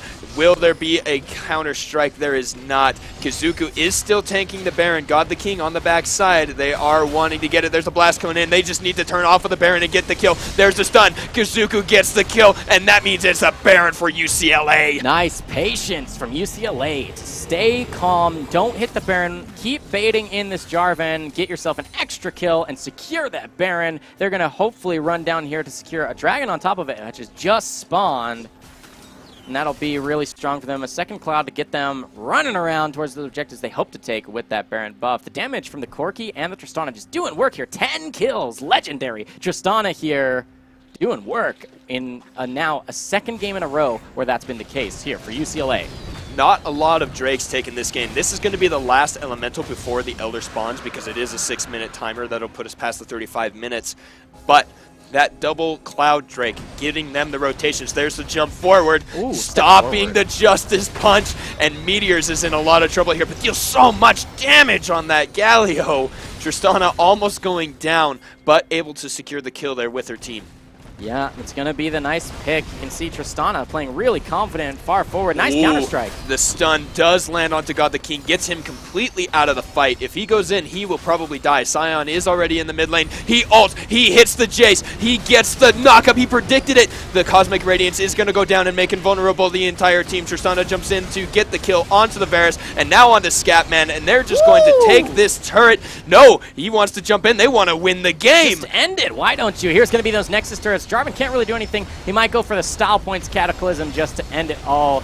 Maybe he'll save that or save his KDA. That's going to be the Nexus falling 27-12 for Game 3. That is a convincing win. 10,000 gold lead in favor of UCLA. Congratulations to UCLA showing up in their first ever showing here for PACG. They end up taking their first match win. First match win. Huge for UCLA. Yeah. Fantastic. And really unfortunate for Arizona. I just grabbed a last look there. Varus went 0 of 5 and 5 Yeah. with that. He got caught in good. almost every single fight. It wasn't that he was getting caught on the front end of the fights. It's that as soon as the fights broke out, there was just way too much damage for him to deal with. You can imagine if you get hit by any crits from the Tristana or you have Jax on top of you, it's just way too much for you. And, of course, the scariest part of all being the Corki AoE, just like crit after crit after crit. And, of course, 13-0 and 9, ending that game with a triple kill. Tristana doing work in his second game in a row. I actually feel like guilty and sad now that I can't pronounce his name correctly because he so much deserves it. Well, it doesn't matter because they're already dead, right? Aha! I mean maybe that's good enough. Jihadre throwing the shade out there to Arizona, falling here in Game 3. Congratulations to UCLA. They take it, put themselves on the board. First match win here for PACG. We're going to have another match, best of 3, coming your way with a couple of extra teams. This is going to be really exciting. It's going to be Washington and Washington State. It's Washington State, and it's going to be them taking on USC, University of Southern California. In just a moment, we're going to take a quick break and be right back with our second match of the evening. Week 3 of PACG continues in just a moment. Don't go anywhere.